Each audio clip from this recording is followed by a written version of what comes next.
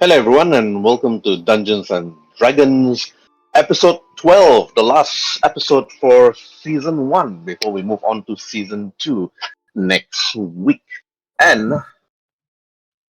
at this episode, the heroes have managed to actually stop the Brotherhood from actually doing what they were supposed to be doing. But there were cases where the players actually managed to thwart the people that actually work for the Brotherhood itself, and not to mention Rio, which actually recruited the heroes to actually stop one of the leaders of Brotherhood in doing what they wanted to do.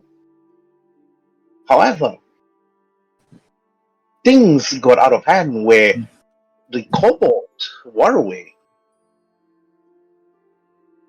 challenged the leader or the new appointed leader of the Brotherhood to a life and death battle, which he apparently won. And then it was during this period of time that the moment he was actually appointed, he have a lot of things thrown at him, given to him, and shoved at him at the same time, which actually boggled his tiny little mind. And the advisor during that time actually then looks at you, Waruay, giving you the number of scrolls and books and other manuscripts for you to read throughout the whole night. You sat through it together with your companions, Rhin'zey, Tyrson, and Durotan. And then Rio also looked into the safeguard of the security during that night. You spent many of that hours from 1 all the way until the sun rises, which was already the 4th day, which Tyrson already knows that the 4th day that the caravan needed to leave outside the city gates and travel up to the north. Should you are unable to actually get the shipping docks to actually sail out and to other neighboring villages. And then during this time, you were tired.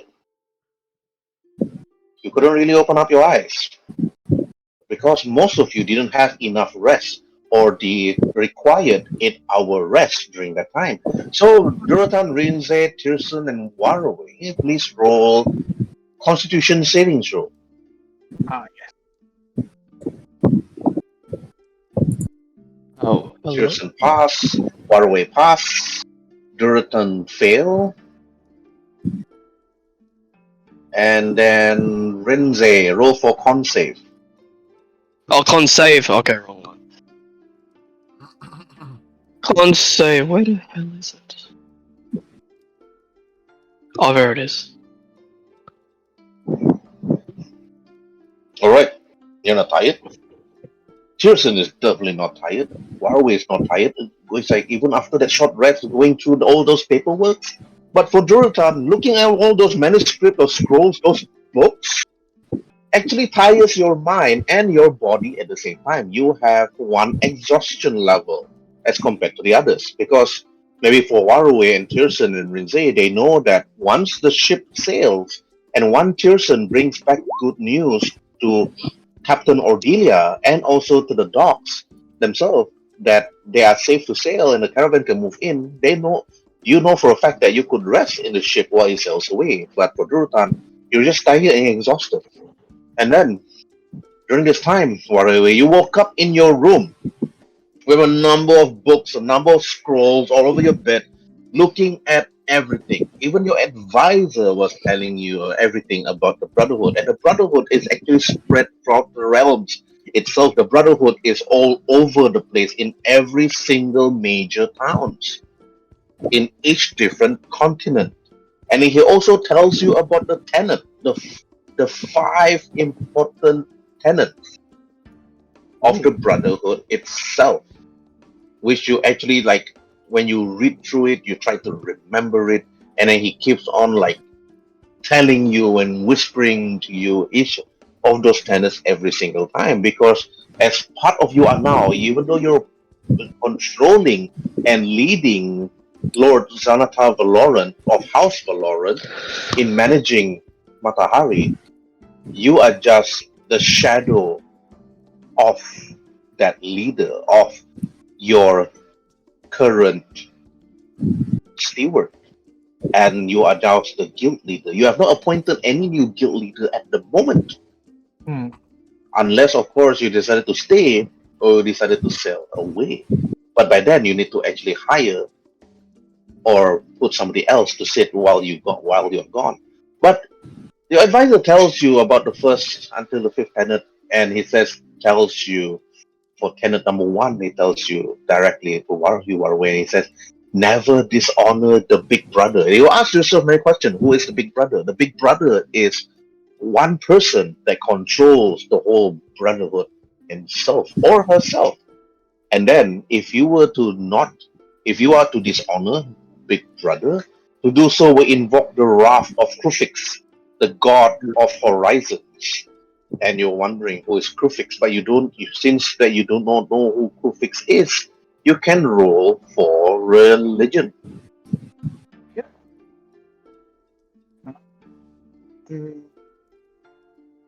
Religion. Give me a moment when I can finally find it. Inscription history inside. Religion. Okay. You and the rest of your companions during that time are trying to figure out who is this Krufix? But you actually managed to find one book and then realize that, alright, Krufix is the god of horizons and time. You told yourself. Is the god of horizons and time.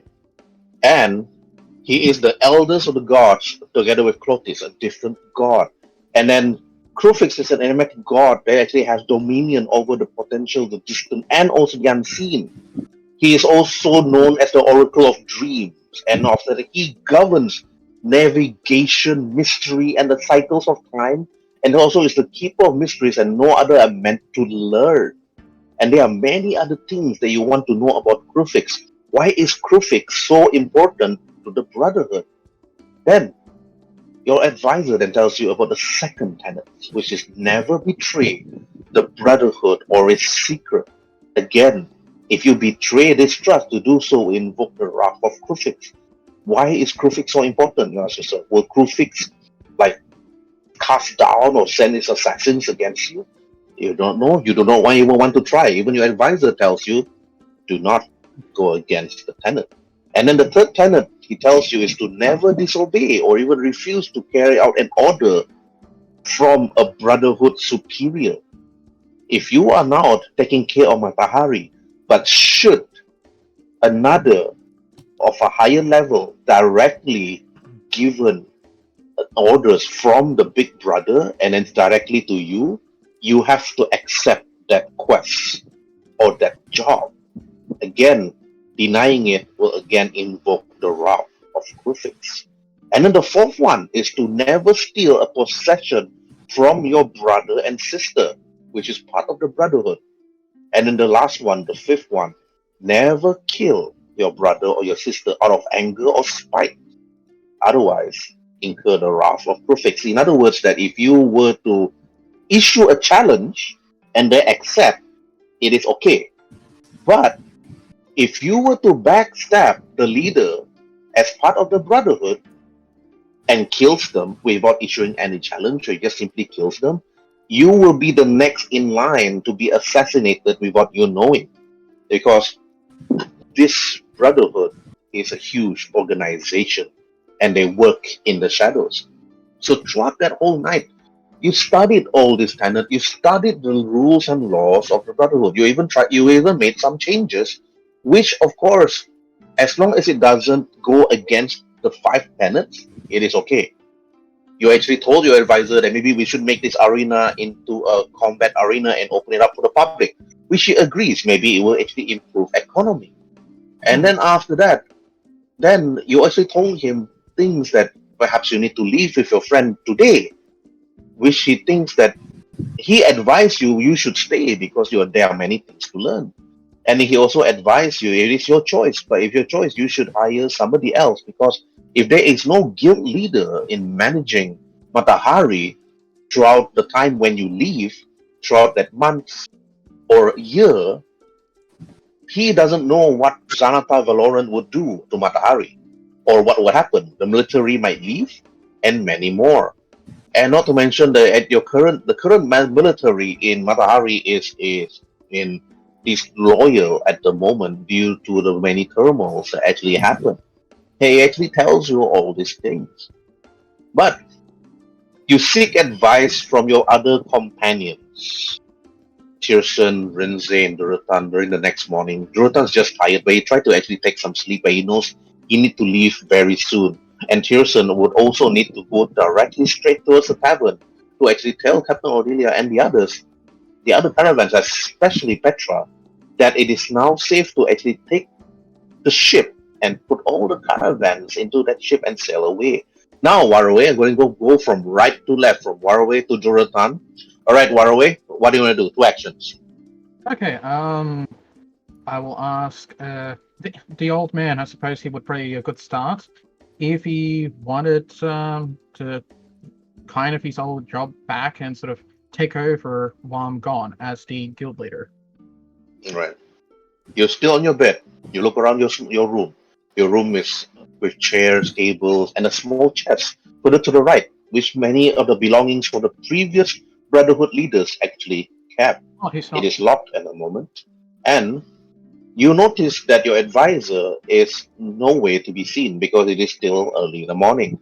You do know there is perhaps somewhere in the magical circle, which he did not do. He is not a wizard. He is not a sorcerer. He is just normal person, a normal human. He is smart in managing things in Matahari, but you notice that the Minotaur and someone else and many others. You don't see any other companions.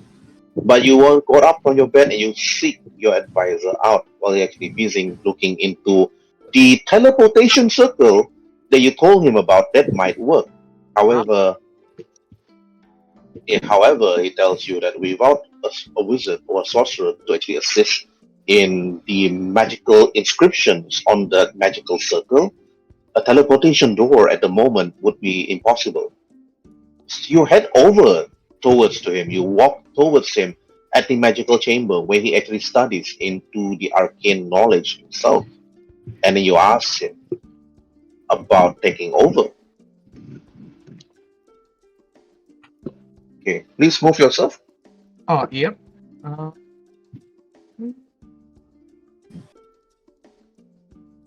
Yes, I need to find a wizard or a sorcerer. That's goal number 1. Actually, I'll stand on the outside of the circle. Best not to mess with an arcane circle.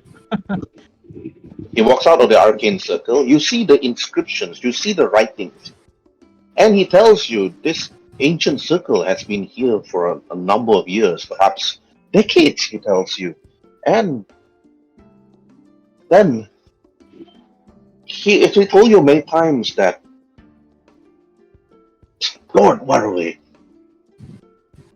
in order for this circle to actually complete or to work, we need to actually find 3 willing spellcasters, arcane users, in order to work together with us. However, finding people with the mystic arts is impossible at the moment. We do not know anyone that is willing to do so. And we can't really find someone that is druidic in nature or those that can cast simple spells like cantrips. But this needs to be someone of fully fledged magical arcane studies in order to work together with us, in order to fulfill the teleportation door that you require that was found in one of our libraries. And Zanata Valorant have a huge number of libraries that actually assisted us in terms of knowledge. But without all these mystical people, I believe that it's for naught that you actually brought it up, but it's a good idea too. I believe that if you are able to tell your companions during their travels, if they are able to actually seek out those with mystic knowledge, maybe they should recruit them and bring them to us. But What is your purpose here, Lord Waruay? You look concerned. Yes. Well, thank you first of letting me know about we need the spellcasters in order to complete the circle. But my mind's still concerned on the fact that would need someone to run the place. Need a guild leader while I'm temporarily away. Oh, I sort of ponder. It's like, well, the position is open if you're want it, but otherwise, do you have any suggestions? If not yourself. well, as per the rules, of course, you are obliged to change that rule. As per rules, after I stepped down and then taken over by my young ward, and then you bested him in combat, and now you're the leader. As per rules, you have to take over. But perhaps you should ask your friends, Tyrson or Rhin'zey or Durotan, if they can take over when you leave for your travel. I look around. It's like, oh yes. Still sort of clutching a few scrolls in my hand. It's like, oh, that's right. Where are they? They must be resting in their rooms. Perhaps we should head out from the door here and head further up and head towards the kitchen or the barracks normally, where we keep many of our men when they're fully rest or come back after their scouting mission. Oh yes. Let's go check it out then. Let's see if they're awake. And he bows and he head back towards the circle. And then while you look for Tyrson, Rhin'zey, and Durotan. Yep.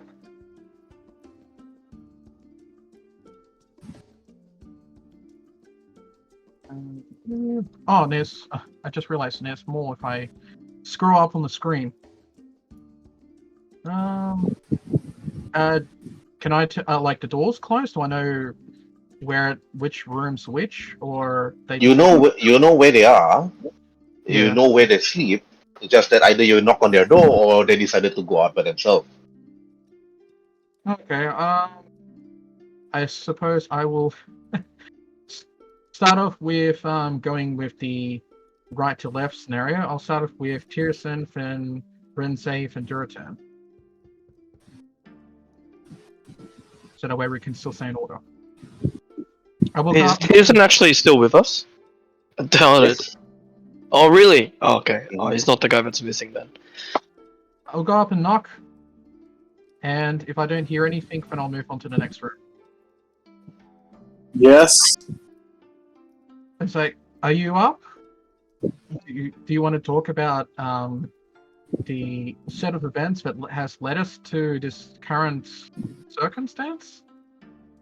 Like, Sure can, my friend. I'll just get some clothes on. I'll be out in a minute. He says that. Do I hear like there's a woman in the room with him? You're unsure, you can just open the door and walk in. Or wait for Tyrson to walk out. I'm like, probably not. I'll leave him. It's like that's sort of his personal business, and I don't want to get in between him and Tetra. So while he's getting changed, I'll move on to the next room, and I'll knock on Rhin'zey's door and say, "Are you up and not planning to kill me yet?" Why did I want to kill you again? Because I took the opportunity for a fight from you. Oh. No. Yeah, I mean, I felt that way before. Not there anymore. I mean, if you want to kill me, then I don't know, I might hesitate to open this door, but if you want to walk in, then I'm right over here. Not holding a weapon.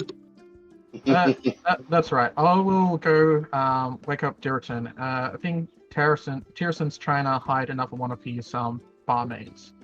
And I will walk off to Tyrson. I mean, walk off to Durotan, sorry.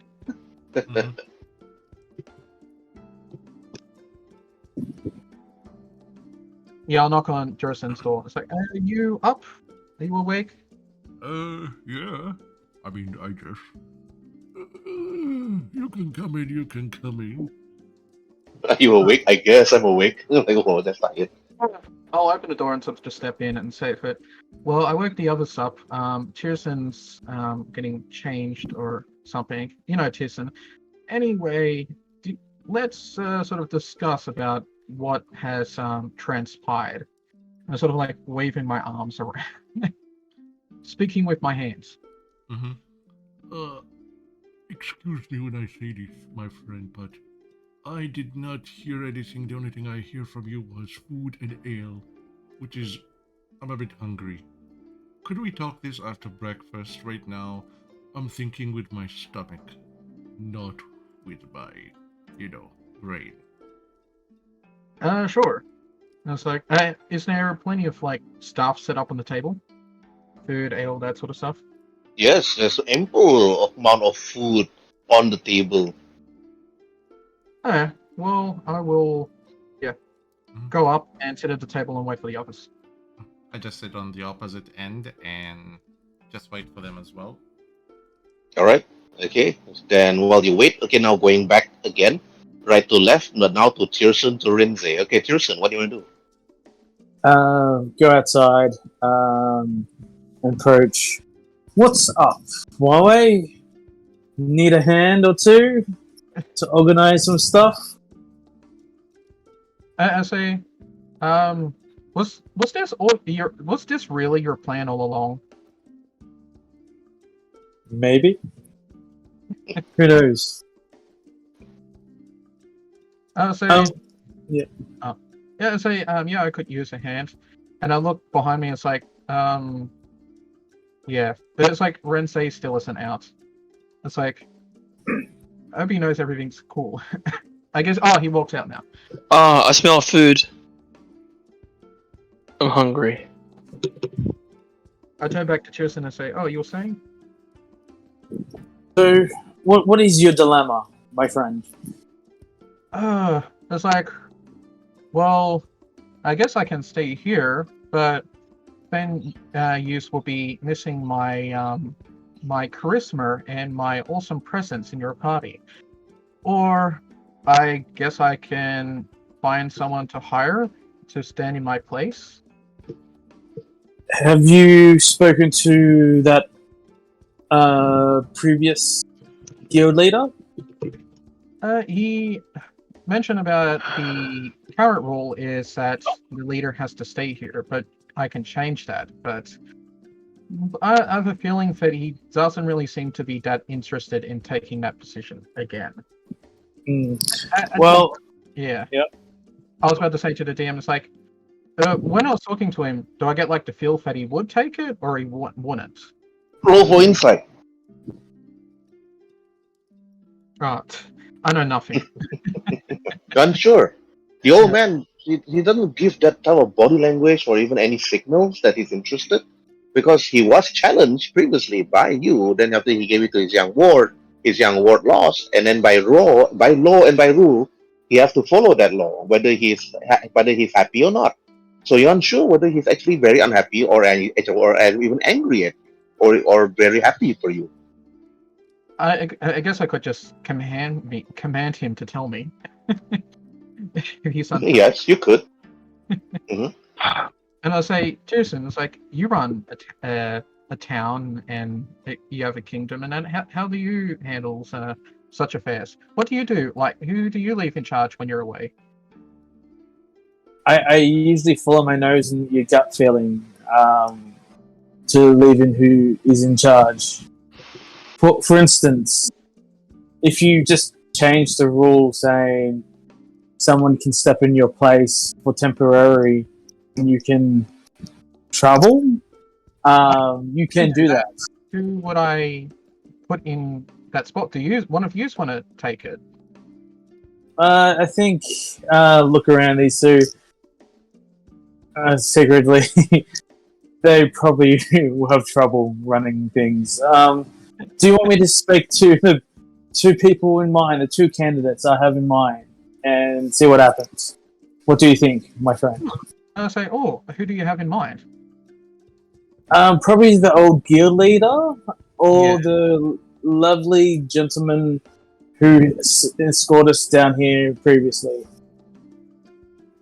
And I say, Yes. Well, yeah, you can go have a chat with him if you like. Yeah. Yes. So, And I do it like a really obvious wink. yeah. So, just make sure you have written down what they are able and non-able to do when you are gone. Make sure it's in fine writing when you write it down, when you change the law. It will free you up, and you will know it will be in good hands for the time being. I pull out a bit of scrap paper or a scroll and just sort of scribble on the back of it. Note, do this. Okay, I'll talk to one of the two, and I probably can get both of them to agree to something. Because, by the way, do you need a spy master and a guild leader, right? I go back flipping through the huge assortments of scrolls and books I have, and I pull out one and I scrabble down the list, and I say, yes, it does look like I need a bunch of people here. So yes, a spy master, yeah, and a guild leader. Okay. Hey, and a general. Hey, you're pretty good at war. Yeah, I can't be freed up. I can't be tied down. I'm sorry. At this moment. Yeah, Tetra do is you, the same thing. Do you know who's in charge at the time being of Spy Master and Guild Leader, I think? I guess currently would have been the old man, although For Guild he's apprentice, which I kind of defeated and sent away. So I guess those two would have been filling those two roles. Okay. Well, I'll see what I can do. I turn to Rhin'zey and say, well, I want to open up the arena, so you could fight in that. By the way, drink a glass of water. Time is killing.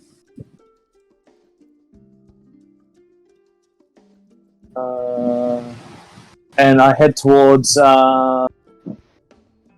Rio, the elven gentleman that you mentioned. Yeah, the older man, yeah. Alright. You head straight towards the old man. You notice that he's actually busy looking into the inscription on the floor. You notice that the inscription is magical in nature. You don't even have to roll Arcana for it. However, you feel that the magical inscription is really, really weak. You felt it. You sense it. And it's written in the circular magical arcane that's written there. It seems to be drawn a long time ago, inscribed with what seems to be a bit of blood and what seems to be dust from some certain sort of crystals. And you see the old man looks at you, and after he bows and say, Lord Tyrson, how can I help you today? I bow. My friend, would you be willing to take over the position of headmaster of the guild or the spy master when Waruay is away? As long as Lord Waruay wills it, I can do either one. However, he has changed the law, and he's gave the two roles some responsibilities, what they can and can't do. So it's probably a good time to learn from each other's mistakes and strive for the best together. What do you say? He looks at you, readjusted his glasses, and then, unsure, you notice. Roll for persuasion. Yep.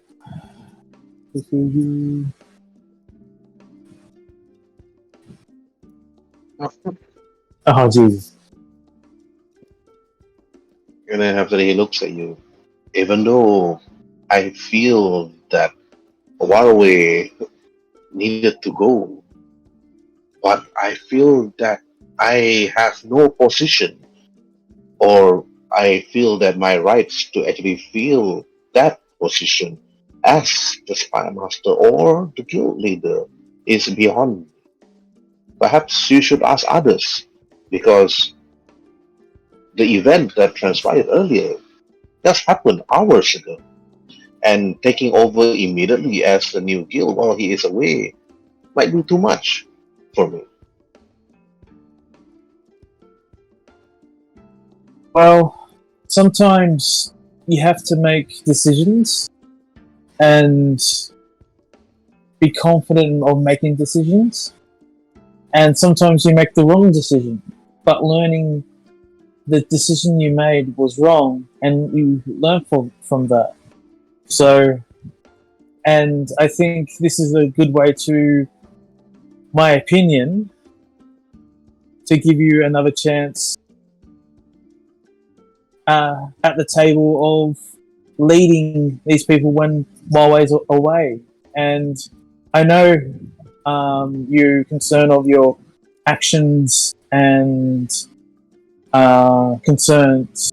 I think the best way to feel more at ease is to pray to your deity and ask him what he would do in his position. Hmm. I'm not a speaker of your deity, but when I make a decision, I hope I know with confidence and leadership it's the right one, even though it could be the wrong one. That's why we make mistakes and learn from them. And by second guessing yourself is always a good thing, but understanding, always second guessing it stops the opportunity of growing.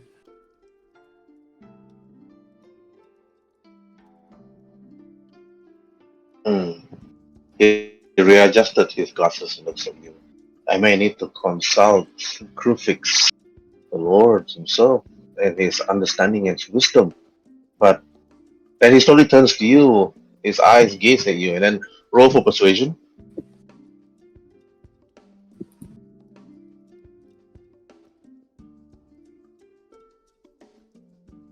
Hmm. Give me some time to reflect on this, he tells you. I will meditate on this in the prayer chamber. I bow and thank you. And then after that, the moment you have to speak. And then Rhin'zey, 2 actions for you. What do you want to do? Rhin'zey. Rhin'zey. Hello. Rhin'zey is busy eating. Hello?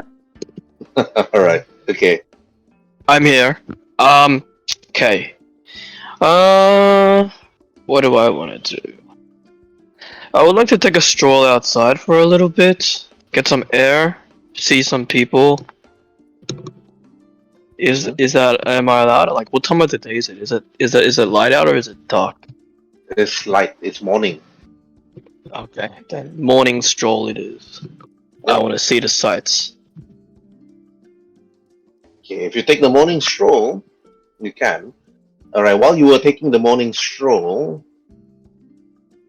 I'm gonna drag you here. What do you want to do? Map is loading up. Just a moment. Here's the effect. I want to go talk to people. If some of them have histories, form relationships with them. Yeah, stuff like that. Random people, you mean? We're still at the bottom as a group, so you may need to erase some of us. Not erase. You need to move your character away from there. Oh, okay. Right, I'm so tiny. Okay. Right, so yeah, we were hanging around here. Mhm. The crazy old man, don't want to go there. He's creepy. Yeah, I always go north. Am I allowed to check out this light thing over here? This lighthouse? Oh, you're unable to even go to the lighthouse. The guards actually stop you the moment you actually approach. And then the moment the guards actually stop, they said, "Halt! You are not allowed to actually enter the lighthouse. It is forbidden." May I ask what the reason is? And do you have the seal of approval from Lord Zanata himself to ask this question? Lord who? Zanata Valorant of House Valorant. If he Oh, sees or if he deems you worthy and carry the seal of his house, then I will shall answer your question. The guard then looks at you. Without that seal, I will not answer your question. However, to me, a Leonin that comes to this city is nothing much but a peasant in my eyes. So, make yourself scarce and do something useful with yourself.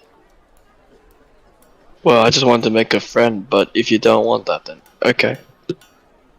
The guard seems to be very adamant in actually guarding this power. And then after that, telling you about the seal of approval from Jonathan Valoran of House Valoran, you're unsure. You've talked to this Lord Jonathan before. He's always at a tavern. Or is he still at a tavern? You're unsure. Okay, what you want to do next? What do I want to do next? And I'm like, oh, okay. Looks like I gotta unlock some stuff by talking to some people. So let's go to this Lord of whatever his name was again. Where's the tavern? Tavern is here. Hang on. I gotta. Okay, I'll go there. Right here, right? Mm-hmm. Yep. Yeah. Yeah, Yeah, tavern's here. yeah, where the camel was. Alright, you took quite some time to actually travel to the tavern. However, now it's Durotan's turn. Okay, Durotan, 2 action for you. What you want to do? Oop, wrong map. Oh, Mm-hmm. Yeah, wrong map. Okay, after like eating breakfast with Waruay, I say like to him. Oh, Waruay. You said there is a chest of items in your place? oh wait, what was that? And like I look up from like chowing down on this, going to town on this piece of bread. It's like, what did you say? Sorry. A chest of items. Oh yes. And it's like, oh yeah, the old man says there's a chest of items that's in my room from the previous masters. I haven't opened it, but did you want to go check it out? Hell yeah, I would. I mean, who knows what I could find there? Maybe a decent armor for myself, or a fancy helmet I could use. Well, I will this way, and I will lead Durotan down to the room. Oh, hey, wait a minute. Let's take Rhin'zey with us. Yoo-hoo! Rhin'zey! Rhin'zey left. He Oh, left. sorry. I mean Tyrson. I mean Rin, Tyrson. Rin, Rhin'zey left the moment he grabbed some food and ale from the table. He just got up and walked Yeah. out, and and he didn't even tell you or Waruay where he left. Yeah. Sorry. I mean Tyrson. Tyrson! Are you here? I guess when we come down here, I sort of poke my head through the door and then see if he's through here. Tyrson, are you in this room? Sure I am. I'm just thinking about something about this circle. I was like, do you want me to leave you to your circle, or do you want to have a look see what's in the chest?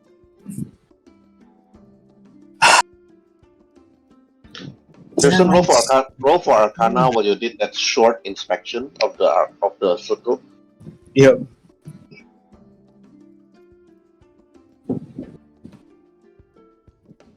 You don't sense much of a strong magical energy from the circle. However, You feel as if that you've seen this magical circle before. You're just not sure where you've seen it. But the moment you were checking it, you heard the voice of Waruay calling your name. That's when you replied. I better. Yeah, I'm coming.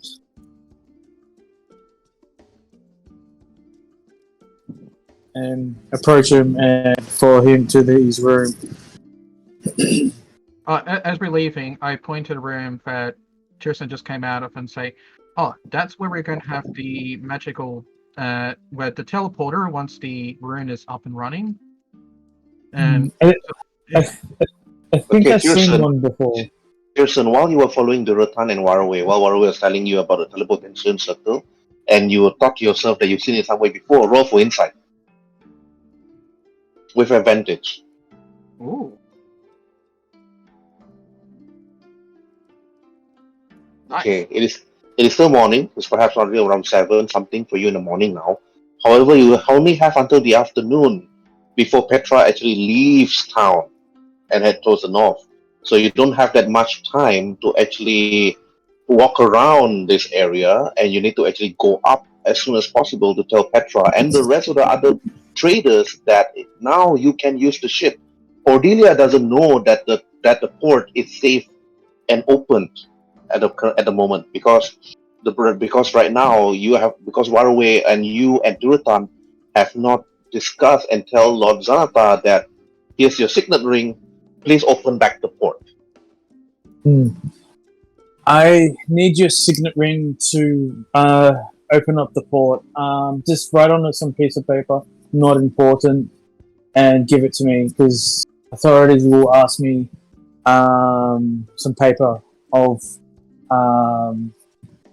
identification. So, Huawei?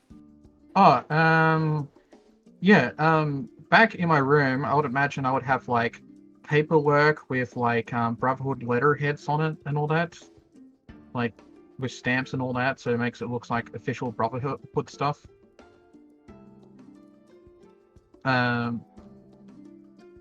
Yeah. Okay, easily done. That's very easily done. You just go to your room, take a quill, write it down, and after that, then pass it over to Tyrson. Alright, I'll meet you at the docks. I have to get the traders and everything organized. Bring Yeah. We shall follow you soon. You just need to check the contents Yeah. of this chest. But tell them the Um, hardware next- is, ready to be used. Yeah, Alright. will do. And I still need to find a temporary replacement. If not, I guess we'll be staying here. But yeah, So, you need to go do with that, so with the temporary replacement, he's consoling with himself, but he'll probably more likely take up the mantle when you are gone. So, you just check. He's in the chapel. You just need to check on him to get his final say. Thank you, Tyrson. You really do have a way with words. Yep. Maybe you should be the leader, Tyrson. I've got enough paperwork at the moment. All I would have to do is just ask. I'm sure I will probably relent if he just asks me. He is way more charismatic than I am. I'm heading to the tavern. Alright. While you head towards the tavern, it'll take quite some time. And then, okay, now let's go straight to Waruay and Durotan last. Okay, I will go to the chest and is it unlocked? Is there a key there? Like The moment you actually touch the chest, it sends some sort of energy to you. You remembered what your advisor told you, and actually to recite some sort of ancient words to the chest that can actually open it. As part of the brotherhood, you know about the spell needed to actually unlock that magical chest. Oh, well, that's a very good thing then. To avoid any thieves or so on, only certain people have know those words. But What? you speak it out, and then you recite those words. Durotan actually heard it, but Durotan have no idea what it even means. Mm-hmm. To him, it's just like Unless- like random gibberish. Because he's not a spellcaster. Yeah, avocado, guacamole, toast. What is all that? Is it my turn now, or The chest actually opens, as I in front of you, Waruay, to reveal a number of gems, gold, some scrolls, even magical scrolls. You look at it, it's magical scrolls. And then after that, the gold is a lot. However, you remembered your advisor telling you that this gold is mostly the coffers needed to actually rebuild or build or pay for the people of Matahari, especially the soldiers and upkeep and so on, which you or any guild leader keep safe. Should Lord Xanatar Valorant misuse this gold and drink himself to death with it, which would make Matahari bankrupt and most likely make everybody leave the town, and the town will just die and become a ruin. Yeah, I wouldn't touch the gold. That's I feel like that would be stealing from the Brotherhood. So the gold I would leave there. But I suppose are there any items that the rest of the party could use? Okay, Leave the gold, but is anything here that interests you? What about a spell scroll? And I just randomly pick one up and hand it to Durotan. What about this one? What's the spell scroll? you don't know. Oh, okay. Are, Is there? are you really good in arcade? If you open up the spell scroll and you look at it, roll for Arcana. I'm not trained in arcane, so I'll just leave it. But is there any like armor or a helmet or anything? Inside the room where you're together with Waruay, no. Oh, okay. The armory is not there. The armory is here. Ah, Oh, okay. Yeah. Cool. Okay. Just like. Unless you want to steal from the Brotherhood's money, then go ahead. No. Durotan, then you'll probably be chased by the other Brotherhood that happened. But since you're taking money from here, then Waruay have to answer for it. Why? Yeah, true. I will not. So I'm like, I recommend you will count the money and everything when we come back, because we have prior arrangements. We have to drive the caravan and make sure that, everybody feels safe. So lock the chest and hop on my shoulder again. okay, yep. Is there a way to fix the token to your token so when you move it moves with you? No, it's okay. You just move it along with me. So I'll just drag our characters through the staircase, and yeah, as we are going out. Yeah, Leaving the Brotherhood chambers and heading towards the city. Mm-hmm. Before we go, shouldn't I talk to the old man first, or should we talk to the others, then come back and arrange my replacement here? Because we're gonna have to come back here before we leave the town. Okay. In order to set up. Okay. At least we get to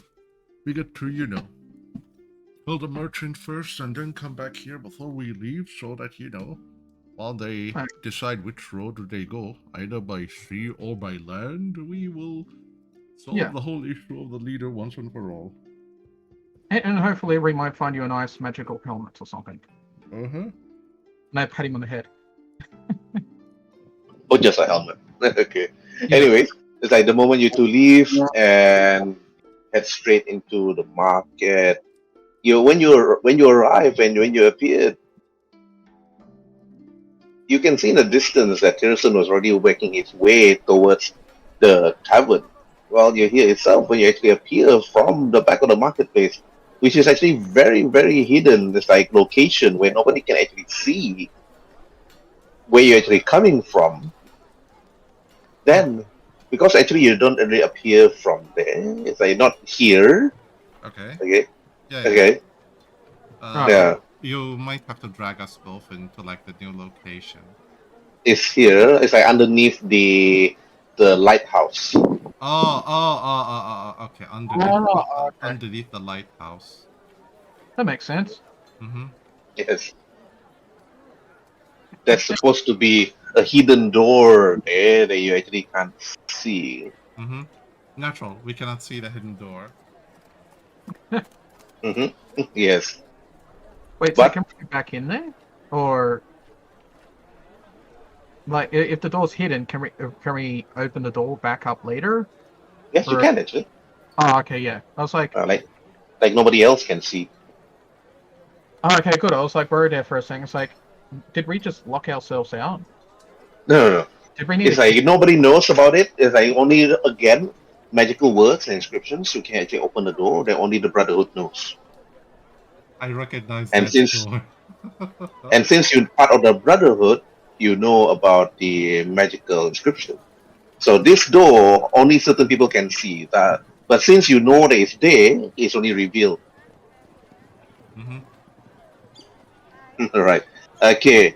And then from the marketplace, while you and Durotan actually walk around, in the distance you can see Tyrson walking away. Okay, Waruay and Durotan, last action, what do you want to do?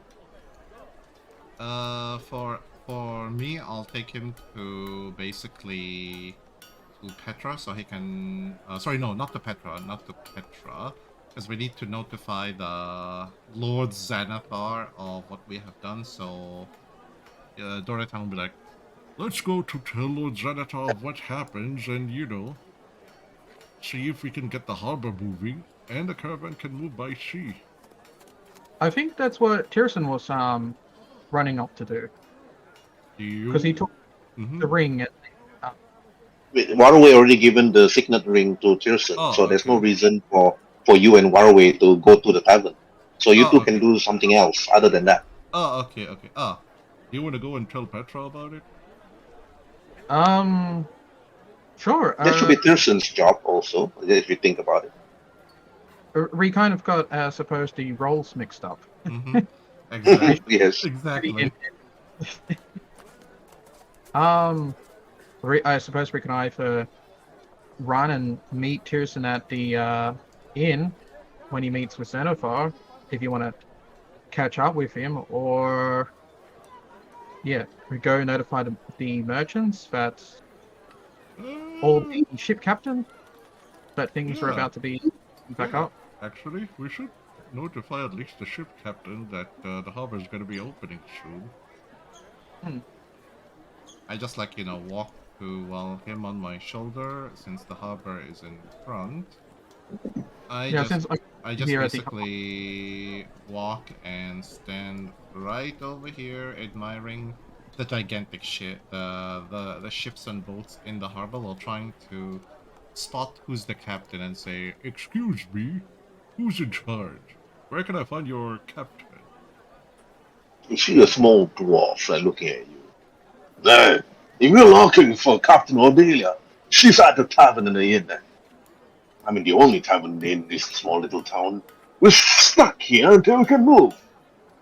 But we're just waiting for her to be actually ready.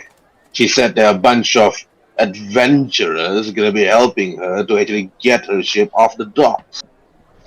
Hey, that sounds like us. Oh, Yeah, that's what we did.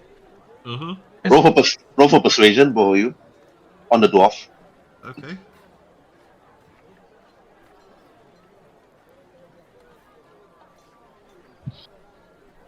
Okay, 12, and Waruay 21. The moment you told the dwarf that you're actually them, the dwarf laughed at you, Durotan. You adventurous! And then after that, Waruay then actually explained to him, what do you tell the dwarf after that? The moment he laughed at Durotan, that Durotan saying that it is you all that actually managed to that you are what the adventurers that he was referring to. What do you say, Waruay? It's like, yeah, that was us. We went and had a discussion with the Brotherhood, and everything's fine now. The dwarf was at first laughing. You're laughing at Durotan, and he said, "Wait, you're serious? That's you?" Wow. He couldn't believe his eyes or his ears on hearing that from you, Waruay. Then he said, "Well, if you manage to actually get the ship off the docks because of the lockdown that we currently have, then you should tell Cordelia about this. Then we can get the Wei Shang out of the docks." I turn to Durotan, and it's like, that sneaky little bugger. It's like, that's why he wanted to go to the tavern. He wanted to go and show off to Adelia. Exactly. Let's go to the tavern so we can, collect as much evidence as we see and come back to ruin his relationship. And his home. I mean, it's only fair that we're single, you, me, Rhin'zey, that he should be single along too. Yeah, I rub my palms together and say, and then I turn and look at her and say, is it weird that it's fun destroying his relationship? Yeah. Both of you now have a new quest: destroy Tyrson's relationship. We're like, just standing posing with a large sign behind us that reads, "This relationship destroyers for the win." Oh, I say, should we get Petra first? Before we go... Hey, that's a terrific idea. Let's go and tell her right now. And he's like, just lolly, just walking happily towards Petra's stall, basically. Alright. While both of you and Waruay head towards Petra. Meanwhile, at the tavern, Rhin'zey, you arrive at the tavern to see Captain Ordelia and also Lord Zanata Valorant of House Valorant in a tavern, apparently not drinking, because ever since you all managed to persuade him to stop drinking. He's just sitting there, apparently talking to Ordelia in regards to matters of his wife and daughter. You heard the conversation when you actually walk in. The tavern's here, Rhin'zey. Don't get lost, okay? Oh, that one. Okay. Yes. The Rusty... I think I should change Rusty Scabbard Tavern. So that you guys would know that, alright, that's a tavern. Okay, let's do it. They look so similar. Okay. Alright. Alrighty. Closer to here. Okay. So this one's Ophelia, and this one is Captain something something. Lord Zanata Valorant of House Valorant. He looks different than the last time you saw him. He's now more well dressed and looks more refined and no longer the look of a drunkard. He looks at you, Rhin'zey, his hand behind his back, and then he bowed his head. So, you must be the great Rhin'zey that managed to sober me up during the time when I was actually quite distraught over the loss of my wife and daughter. But are you here with good news, Rhin'zey? He asked you politely. Well, I don't know what kind of good news you're specifying, but I think, well, I came to say hi, get to know you more, make friends with people in this town. So I guess it's good. And do you have any news in regards to the Brotherhood? Oh, yeah, we definitely have good news for that. So, all the corrupted weirdos have been thwarted. The new leader is Waruay now, and he's turning all of the icy cold stuff, referring to what's happening in happened in Frozen, is now unfrozen, and everybody's a lot more happier than they used to be. Waruay? You mean the small kobold Waruay? Yeah. He went He's ahead the and new- challenged the leader. he is the new leader now. Do you have any proof of this? Do you have any proof that he is the leader? Where is the signet ring? Is signal ring? Did you say? Yes, the ring. The ring that the Brotherhood actually wore, the one that I actually wore, that I gave to the Brotherhood leader. And every Brotherhood leader is supposed to wear the signet ring in order for them to actually guide me in governing Matahari. Do you have that ring with you now? Oh, well, because he's the leader and I'm not. Obviously, he's the one who's carrying it. So I've seen it on his fingers because the former leader took it and gave it to him. So Rhin'zey, you're telling me that you're now Waruay's messenger boy. Is that it? No, I'm here because I just want to take a stroll. I don't know Ah. about messenger boy or anything. I'm just me. I do apologize in regards to that. However, without the signet ring, I'm unable to do anything about it. And then while you were actually talking to Zanata, Tyrson, you arrive at the tavern outside. You see Captain Odelia sitting down and on the table drinking ale while listening to Zanata and Rhin'zey talking. And the moment you actually entered, Tyrson, what do you want to do?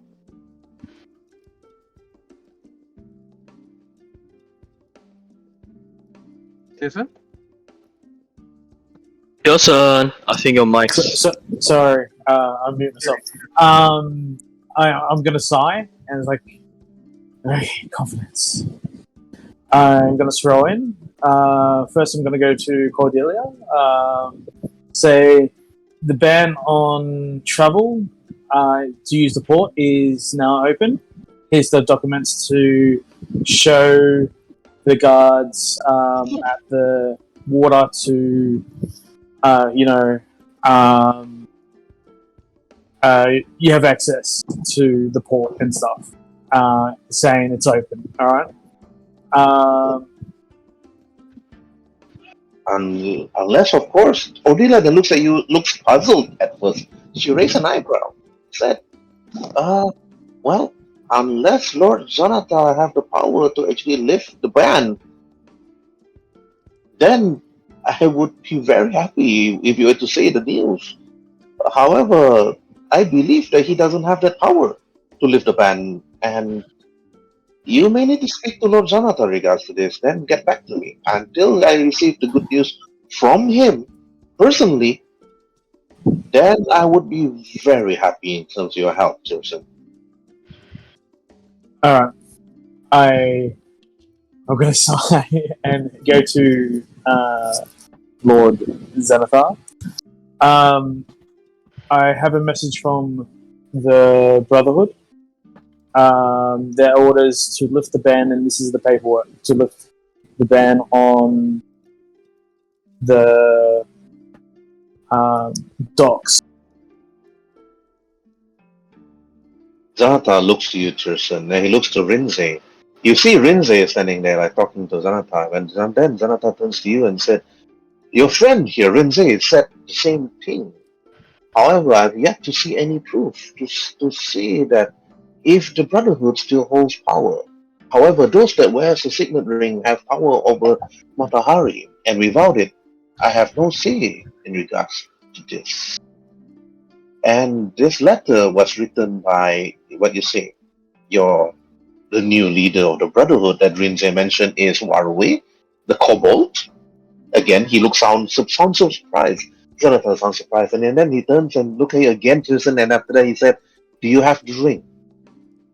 Yes, I do. Oh no, Can I I see it? only got the piece of paper of Waruay's signature and stamped with the ring. So, yeah, like hot wax, stamp it. There you go. Right. And then after that, then Zanata looks at it and said, so it is indeed true that people have been talking about that the new guild leader is somebody new, and there was a challenge issued previously, a challenge to the death even. I thought that was just rumors until I woke up this morning and heard all of this. From, of course, from Drago and Durako over there. Those two drakes won't even stop talking. He takes the ring from you, Tyrson, do you pass it to him?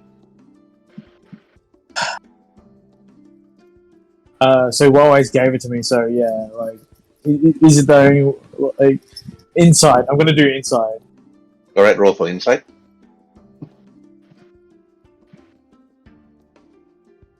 You see, Can I assist him? you can roll for insight. Just roll for insight, your own insight. Okay. My own insight.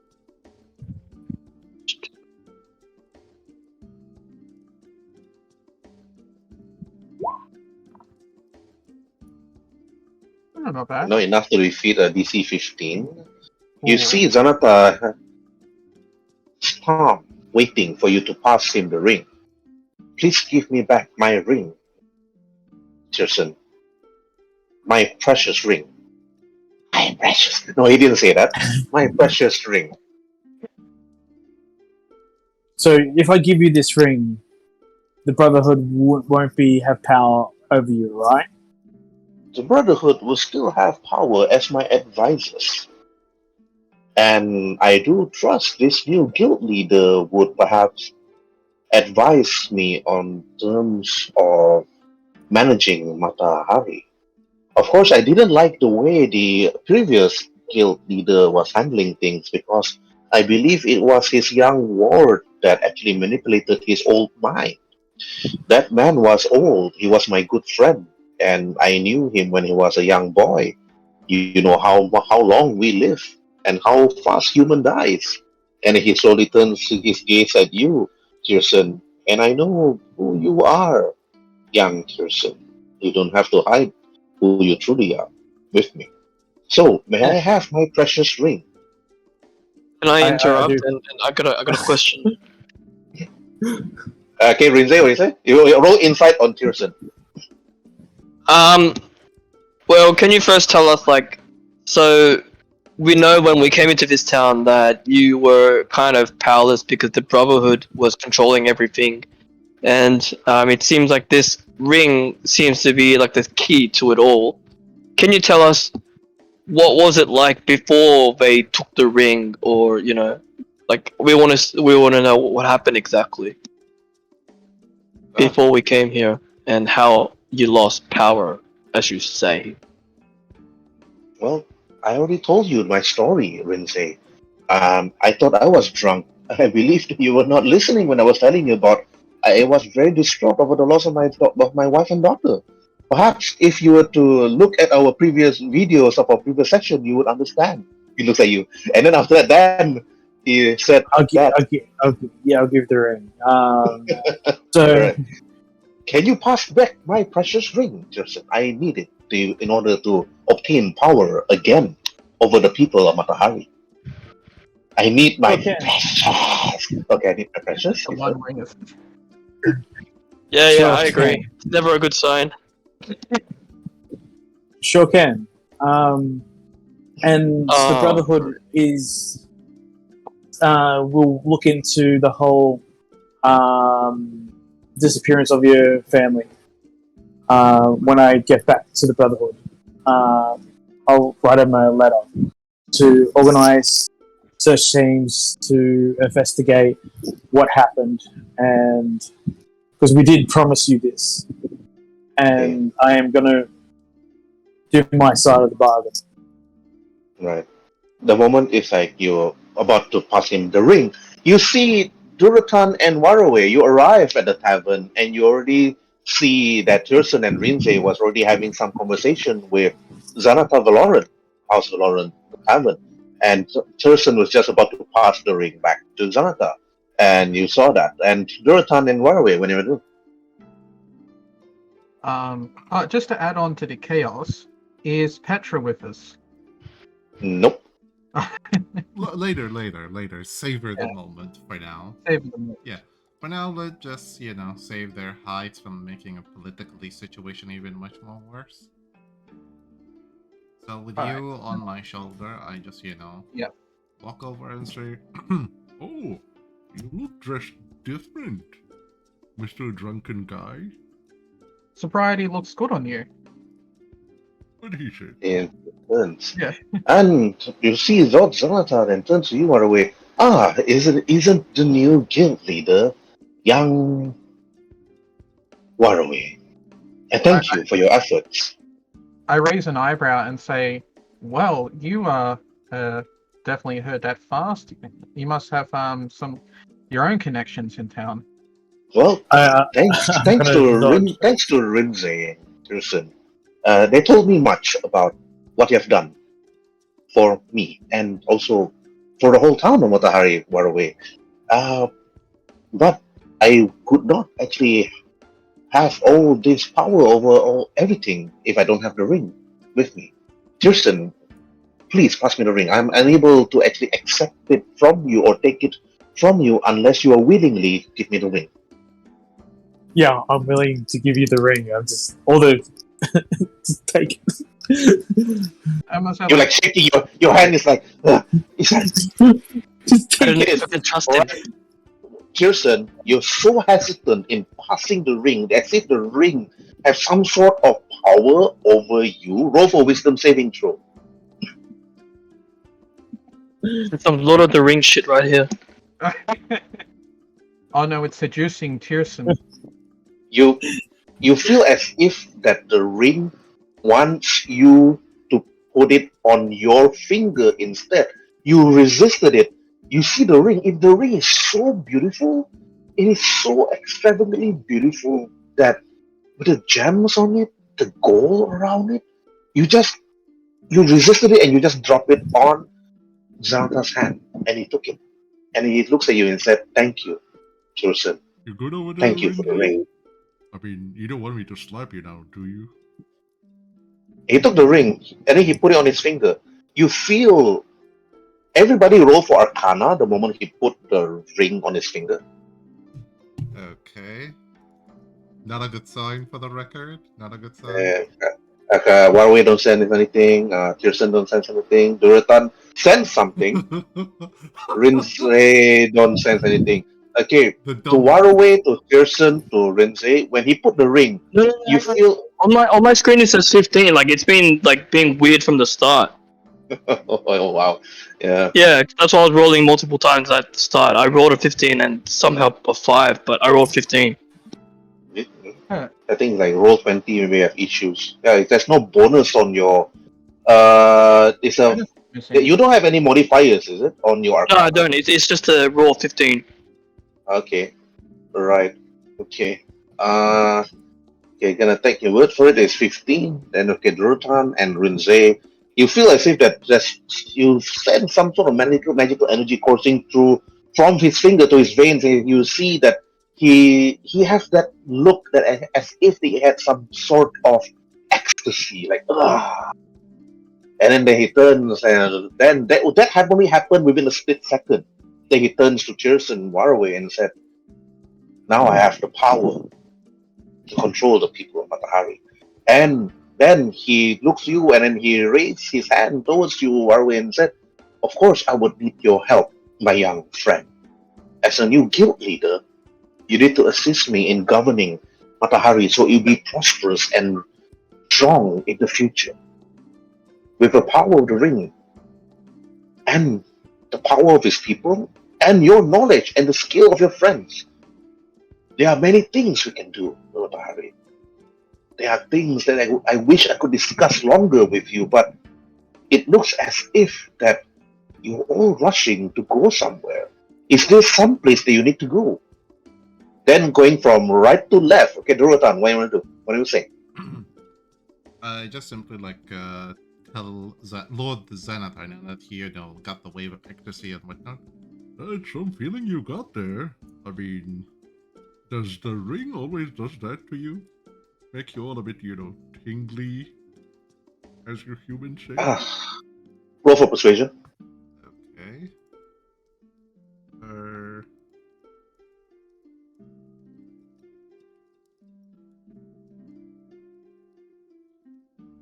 Okay. Then after that he said, so you notice, yes, the ring has some sort of control over the weak mind, he said, but it amplifies magical affinities or those with at least a single bit of magical or spiritual energy, amplifying it to be stronger or more likely empowering those with magical knowledge. And now with this ring, it connects to the others. But you don't have to worry. It is precious to me because this was given to me by my wife. And this was forged under certain things, but I do not want to bore you with long history. The story of this ring is way too much, perhaps, for you to comprehend. I'm sorry, my orcish friend. You don't look the type to understand magical affinities or even magical knowledge that I could impart to you. No offense, please. Oh, no. It's okay. I mean, I do not understand any of those quickly things that you guys call magic. As long as you're all fine, then you're fine. Speaking of, running a town, would you mind opening the harbor? Because, traveling by land is a bit gonna be risky for a large trail of wagons. Yes, opening the town. But I will deal with that sooner. Captain Ordelia, he looks to her. And after the captain turns, yes, my lord. And Jonathan speaks out. The port is now open. You will be my voice and say that House Valoran, Jonathan, Valoran, have decreed that now that the port town is no longer banned, you may leave. You notice that the Captain Ardelia then bows? Yes, sir. And she leaves. Leaving only the four of you together with Jonathan Lawrence. And then after that, then Rhin'zey. You heard Durotan asking Jonathan about the magical ring that he wore. What they gonna do? What power does this ring actually have? Like, why are you all so happy about it? I mean, I know that is a significance to your lost family members that we shook you out of. But beyond that, what significance does this ring have? Roll for persuasion. Durotan can assist because Tyrson and Waruay couldn't assist because they have no idea what the ring actually really does, other than they know it's magical. I will assist you. So let me roll first. I mean, I know that it can heal, but that's about it. Oh Yeah, that's about it. Alright. I'll just read it out to you in case it shows the wrong thing to what I actually rolled. Oh, nice. Persuasion 1. I rolled 9. Another next persuasion I roll 10. What is the And my number persuasion has a +1. Okay. Right. 9 or 10, no, it's not enough. For him to actually reveal too many information regards the ring. He just replied to you and he just said, the ring have power over those with strong mind and a strong will. And I've carried this ring throughout my adventures when I was young. So, however, again, like your friend Durotan and yourself, Rhin'zey, being a Leonin, for you to fully understand the capabilities of this ring may be too much for your mind and perhaps for your body. If you were to able to interact with me, perhaps in a wizardry or arcane manner, then perhaps we will have a very long conversation. However, my story would bore you to death. If you are able to learn the ways of arcane, then perhaps you should come back to me when the time comes. For now, telling you too much about the ring, you will not understand. I do apologize on my mannerism, Rhin'zey. And he bows his head. Can I respond to that? Mhm. It's like, it's completely fine. I totally understand. I mean, the ring is less of a priority to me than I'm more curious about. I mean, well, I was taking the stroll this morning and I saw this lovely lighthouse. And I approached the lighthouse and the guy was really mean to me. I just want to make a new friend, and he said that I needed your permission or your seal of approval so I can enter the lighthouse. I just want to, check out this wonderful place of Matahari, and so I can understand the place and its history better, and get to know its inhabitants, and make friends, and possibly friends who are close enough to be called family. So I was wondering if you could help me with that. I do apologize first regards to this. However, the guard has specific instructions to stop anybody to actually enter the lighthouse without, of course, my approval. And there is really nothing there inside that would interest you, trust me. Everything there are just old trinkets and old stuff that, of course, shouldn't be disturbed for the time being. And if you want to make friends, the lighthouse is not the place for you to make friends. If you want to make friends, you can make friends at the tavern, or even at the marketplace, or even at the fountains. And the guard will always have my instructions to stop anybody from actually entering. Perhaps that if you are still persistent in entering, then I have no choice but to ask my Tabaxi sheriff to actually apprehend you. And because it's not a place for somebody like you to actually enter. I do apologize in terms of that. But until the time comes, once you are ready to actually discuss with me terms intellectually, because you look like somebody that used your brawn more than your brains, I do excuse me, of course. I do apologize for using those words. The ring has some sort of weird things that happen if you don't control how it controls you. But you look like you're also all rushing, but excuse me, Rhin'zey, I believe that Tyrson, Waruay, especially you, Waruay, and then it does you, Tyrson. And Tyrson, when you say you heard what Zanata said to Rhin'zey and Durotan, it's as if that Zanata now have a totally different personality the moment he actually wore the ring. So what do you do?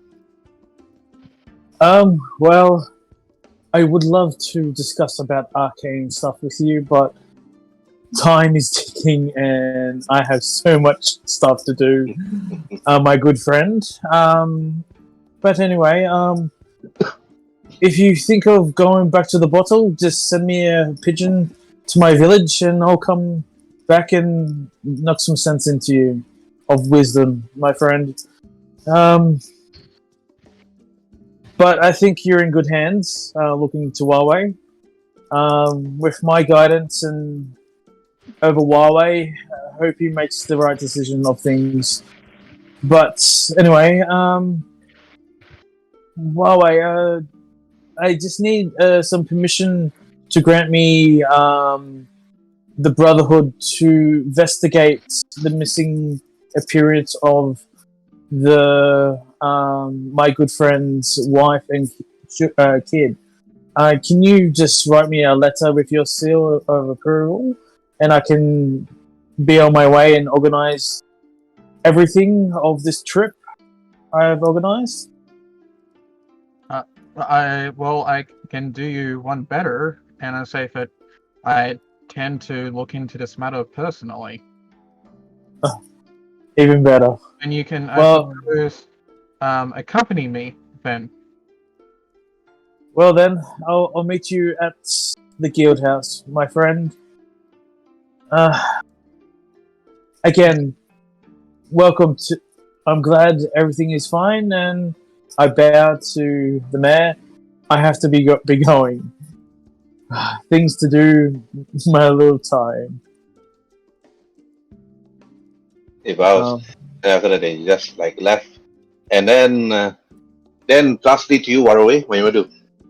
Okay. I sort of look at the mayor and say, "You're not evil now, are you? Because when I saw the magic of that ring before and sniffed it, and there was something wrong about it, and you seem different now. I thought we should just get that out of the way now for continuing." Roll for persuasion and then roll for insight. Roll for insight or persuasion, regardless how you want to roll. Well, I do have that advantage on persuasion, so I will use that. Yeah, I use my draconic entitlement to Yeah. use Once per day, drink another entitlement, and then after that, you ask him, "Are you evil now?" He just laughs. The ring, as I mentioned earlier on, has control over the weak mind, and as long as my mind is strong to go against its influence, I can control it as I see fit. However, this ring itself holds power that perhaps he looks to all four of you and said that none of you could control. However, the history of this ring goes beyond its knowledge, and I believe that it was forged more than over 10,000 years ago. And this ring was an heirloom of my wife. Uh, However, she's gone now, and it's because of her that I was actually able to control this influence. But I have to accept the fact that she is gone. And again, he bows to you again, Waruay. You do not have to worry. I'd say, like, the party. I need to settle a few things first, anyway. But I'm actually very curious myself about what happened to your wife and child. So I want to investigate that. Ah, you don't have to worry about it anymore, Waruay. It's not a concern of mine anymore. I would just have to accept it that they are gone and they are lost, and I will rule Matahari as I see fit, just like how I used to look into its well-being when they were still around. Perhaps you should actually leave and do what you need to do. If you want to stay and rule together with me, Waruay, I will gladly accept your help. And we will see Matahari grow, perhaps even stronger than the human alliance to the south. And like, yeah, I sort of scratch my chin. It's like, well, I would like to take you up on your offer to learn more about magic. It seems like such knowledge is becoming more and more of a requirement, especially in this continent. I say, well, once I finish with my affairs upward, I'm happy to come back and rule at your side. Although, in the meantime, I need someone to temporarily keep control of matters in the Brotherhood. And it's like, I'm not quite sure if the previous person may be willing, but did you have any other recommendations who could temporarily fill that place until I get back? He looks to you, then he put his finger on his chin and said, perhaps you should ask Deidra, the potion master. Perhaps you I'm should ask like, her. really shocked. Just like, really? She would be interested? I'm not too sure, of course, but I've seen her around for quite some time. And I might think that she could be capable enough if you ask her personally. And I say, that's actually a really good idea. It's like, I was considering speaking to her about something else, but thinking about it even more, she would be perfect. Yes, she would. He just smiled after that. Which I'm now I'm double questioning myself on everything now with this guy. Yeah, I sort of like discreetly, stuffily just give Durotan a little pat on the back. I think we should go. So, good day to you. Let's go, Rhin'zey. Yep. And so about to walk away, Waruay, Zanata stopped you for a while and said, Waruay, before you leave, I would like to ask, you're different than any other kobold I've seen. You seem special. What are you? I sort of just like tilt my head and sort of confused by the question. And it's like, I'm a kobold? And I say, well, I know some fighting skills. I suppose not a lot of kobolds know a lot of hand-to-hand combat. No, I'm not referring to your fighting skills, Waruay. I know you're very good when it comes to fighting. That's the reason why you actually managed to best one of the Brotherhood's greatest assassins in this town. What I want to know is the blood that flows in your veins. You're special in terms of kobolds. The skin is different. All I want to know is, which village are you from? Since you have helped me and I've helped you, you could actually at least give me this information. I mean, I'm a little concerned, but I suppose that if I'm going to be working with him, I'll say that there's a village near the Rabbit's Folk village, the Frostscale Mountains. That's where I'm from. Frostscale Mountains. Interesting. Very interesting. Alright then, Waruay, you can do what you need to do. Well, I'll look into the matters of this town. I'll see you again soon. Yep. So yeah, sort of like, as I'm walking off, I like look back and like just give him another look, like thinking about something, but then I sort of like shake it off and walk back and sort of catch up with the others. Alright. Okay, you catch up with the others. And then where do you go to? Mainly we're going basically like just outside the tavern while also yelling at Rhin'zey to follow. Rhin'zey is like still there at the tavern looking at Zanata, and Zanata looking at Rhin'zey, and he said, Rhin'zey, I think you should leave.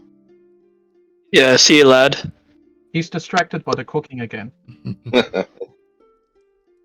Yeah, it's fish curry, the special for tonight. We just like, all three of us, we just like walk off. Buddy, and I pat him on the shoulders and I walk out. Mm-hmm. He wipes the location where you pat him on the shoulder. He wipes it away. Oh, Piece of Okay. All the more Yeah. reason to fight the wife Yeah. now. All the more Rhin'zey, roll for insight. The moment, because you're the last to leave, you pat him, and after he never done that before. He never like just wipes away things that happen when you touch him. Because you've touched him before, but you never did that. But now only this time's different. Roll for insight. I rolled a 10. Okay. Nope, you're unsure. Maybe it's just his style. Maybe it's because of his new shirt or his new cloak that he's wearing. You just walk out and join the rest of your friends. And then from there, where do you all go? To the Adra, to the port, back to the Brotherhood. I mentioned to the others, it's like, well, perhaps we should talk to Dedra before we go. And I looked at Tyrson, it's like, oh yeah, you definitely need to speak to your girlfriend. Because I left a while ago, I do need to speak to Tetra. Yeah. Okay. I'll All right. see. Tyrson, roll for investigation. Okay, while the rest actually just head straight to the Adra.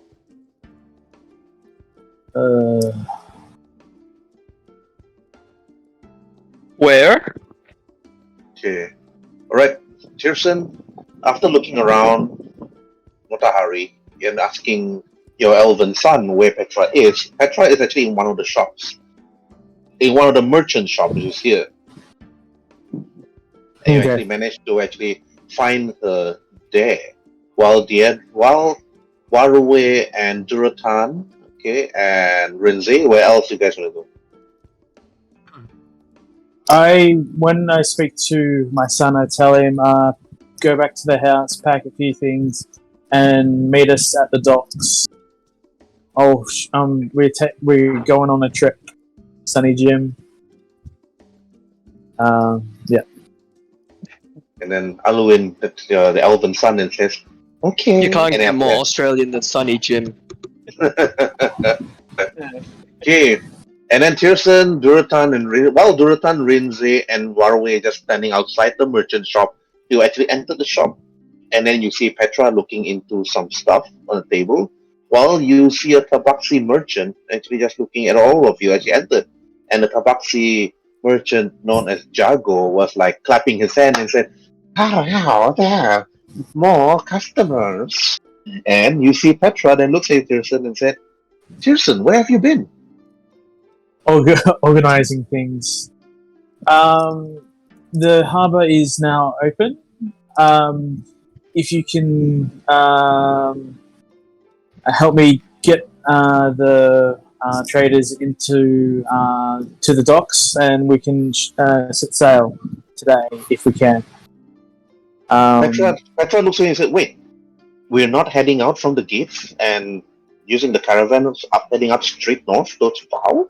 She asks you, curiously. Yeah, Surprised. yeah. We talked about this earlier.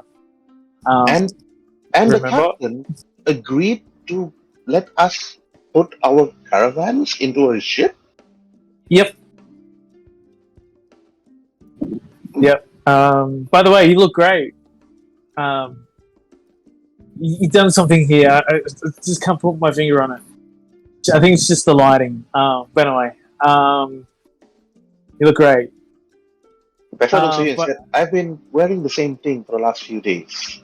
And I have not taken a proper bath for the last few days. And what are you trying to say, Tyrson?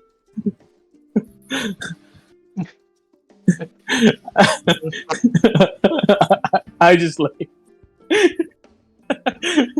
No, I'm saying even a bath you don't need because you're always wonderful.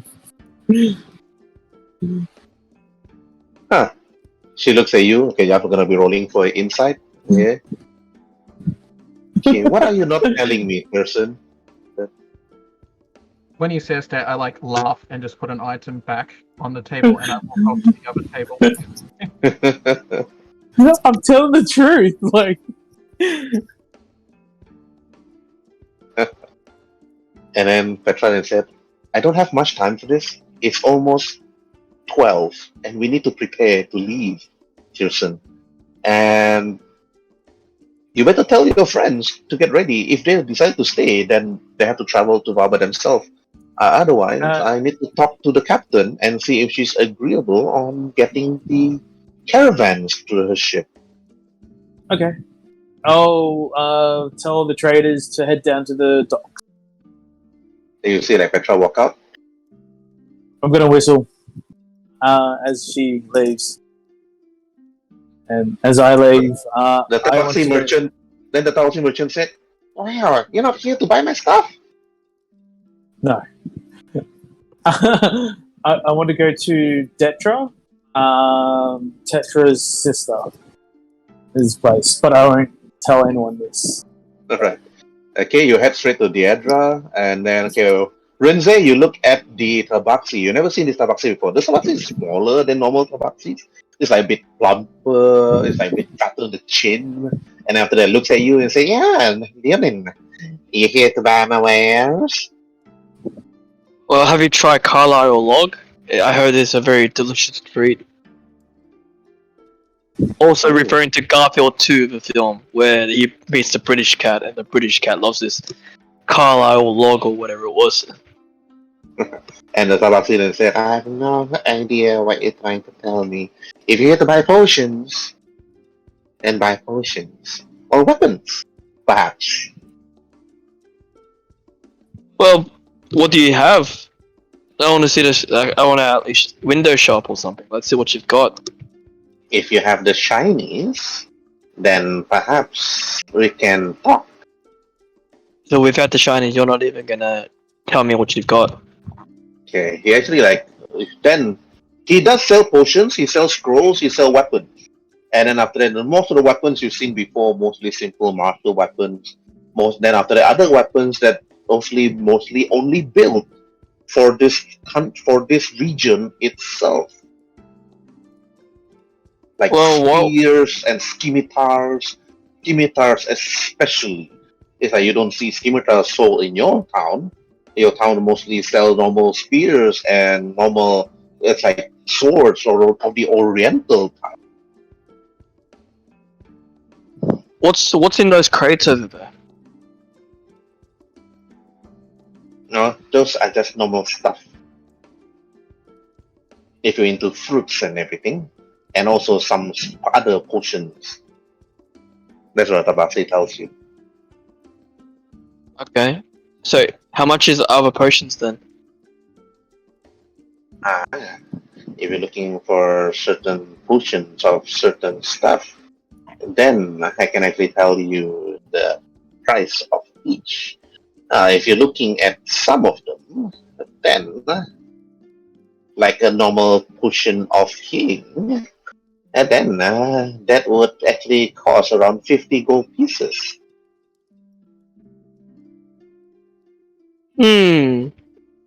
Well, I put in the classic phrase. I'm gonna have a look around and see if there's better prices, and then I'll get back to you, buddy. Good. Then I'll see you soon. See you soon.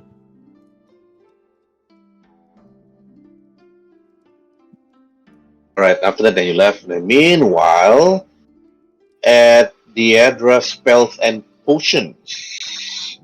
Oh, Okay, Tyrson, you actually entered the address shop again. You notice that she's actually preparing some potions for her customer. So, what do you want to do? I just approach. Is there anyone in the shop, or is it just quiet? Well, you do actually see one person actually looking into other stuff and talking to Deidra. And then after the moment you actually enter, they turn to actually face you. And you see that it's actually Rio, the rogue from the Brotherhood. And then after that, you see Rio just bowed his head to Deidra, and then after that, he walks over to you and says, "Good morning to you, kind sir." And after he just walks away. Wait. Like, what?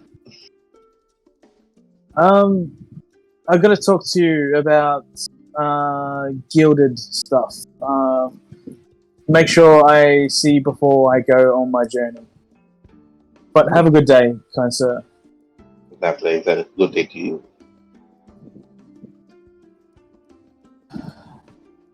Etc. There's something I need to discuss just quickly, because I'm really short of time. I know you're good friends with your sister, and I really love it. You see again, But- Deidra will actually change her attire and looks at you. Her beautiful silver hair, tied nicely like a ponytail. Then she said, Tyrson. Yes. Petra told me that you're going to be leaving soon. So I'll be sad to actually see you. Yeah. It's about. Do you know who I am? What I am? I believe that you're Tyrson. What question is that? So, how am I going to say this? I am some sort of dampier. You know what a dampier is? You used to travel with Tetra and all that, and have you heard of them? What's a dampier? I just rolled the intelligence. Okay. A dampier is half undead and half human. And we live quite a long time. And the reason I am talking to you this, I trust you. Because you're a human and don't live so long, I'm basically saying, if you want to be what I am, sort of, come seek my mother out in Val. And yeah, Roll persuasion. Tetra knows who I am, and what I am. And persuasion. Yeah. And she asked, like, why are you telling me this? Why don't you talk to Petra since you live with each other in a way? Yeah, but I would like to see you in your longer years, and if you want to extend that years, to seek my mother out. When you finish your training your apprentice up and decide to, if you want to live a little bit longer. But then again, who wants to live forever, as you said? But if I want to do that, It's whatever your you choice. are, I will seek you out at Vow. Vow is just a short travel away. Just, by the way, you look lovely, and looking forward to seeing you again, my friend. And you too? I bow. And if there's anything I can help you with, please send word, and I'll try to help you. Sure. You better get yourself ready. I believe Petra is very impatient. I just chuckle and walk out, bow and walk out. Okay, you bow, you walk out. Alright. To the main Okay, street. meanwhile, Waruay, what do you want to do? Durotan, you still there? Yeah, he's basically outside, just waiting for everybody. He saw like Tyrson going, and then Petra, and since nobody told him what to do, and he's like, assuming that as soon as everybody's done from here, we're just gonna go to where the caravan is like gathering. Yeah, as soon as I notice everyone left, I will wave and exit the shop. And I say, I need to speak with Detra, and before we go, I can go do that. But if you wanted to come with me, if Rhin'zey is still there, unless he walked off again, I'm not quite sure. Rhin'zey? Wait. I'm still with you guys. Hello. Okay. I need to speak to Detra about sort of taking over for a little while. If you just want to come with me, otherwise I'm happy to go by myself. Where are you? We're just outside the. Yeah, outside the shop. Yeah. Oh well, we're outside the shop. Yeah, I need to Good day, go. little mate. Need to go speak to Detra, then go back to the brotherhood. And it's like I think they had some weapons there. If you just wanted to look in their armory before you head off. Yes, let's go to the armory. I want to get some new weapons. Oh, okay. Yeah, you know the place then to the armory. And if any issues, just tell them that I said you could take it. But I need your seal of approval. It's like and like it's like I'm gonna need to get a bag or something, and I go through my stuff and like just look for a scrap of paper I have and ink pot and just write down, say, give Rhin'zey whatever weapon he wants. Sign it as well with your little hands. Yeah, a little claw mark. That's a signature. A really fancy W. Okay. Yeah. And I say, Yeah, I need to go back underground. This should be able to get you what you need or want then. Yeah, whatever equipment you need. Oh, so we're not actually moving there. What weapons do they have, Herb? In the armory. I think you may need to wait for Waruay for that because you can't simply just go into the armory and take it. Oh, So okay. you need to wait for Waruay to return back to the brotherhood. Oh, okay. I can't just write him like a note. Nope. Yeah, like from his parents saying, yeah, Rhin'zey can do whatever you like Nope. to say. Okay, I'll be really quick then.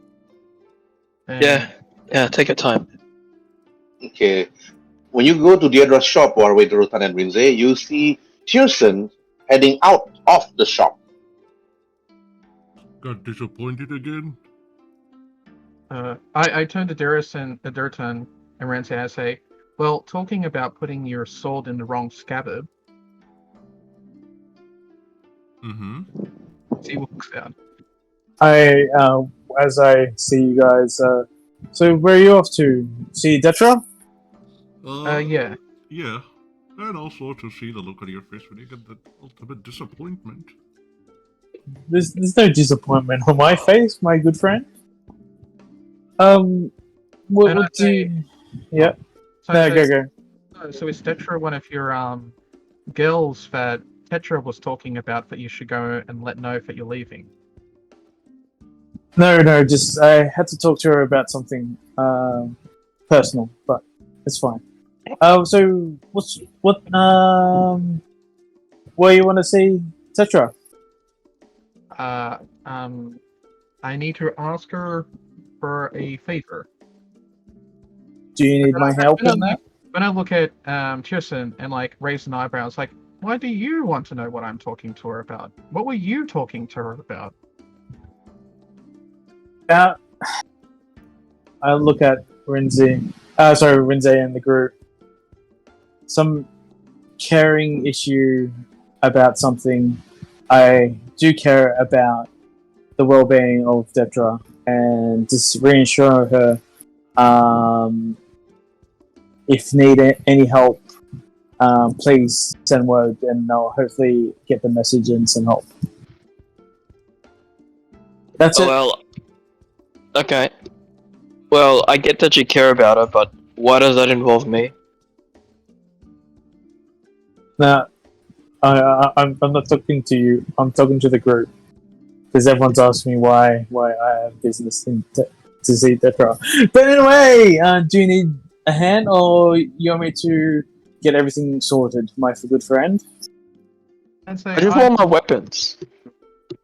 Oh yeah, it's like after this we're gonna look at weapons at the Brotherhood. If you wanted,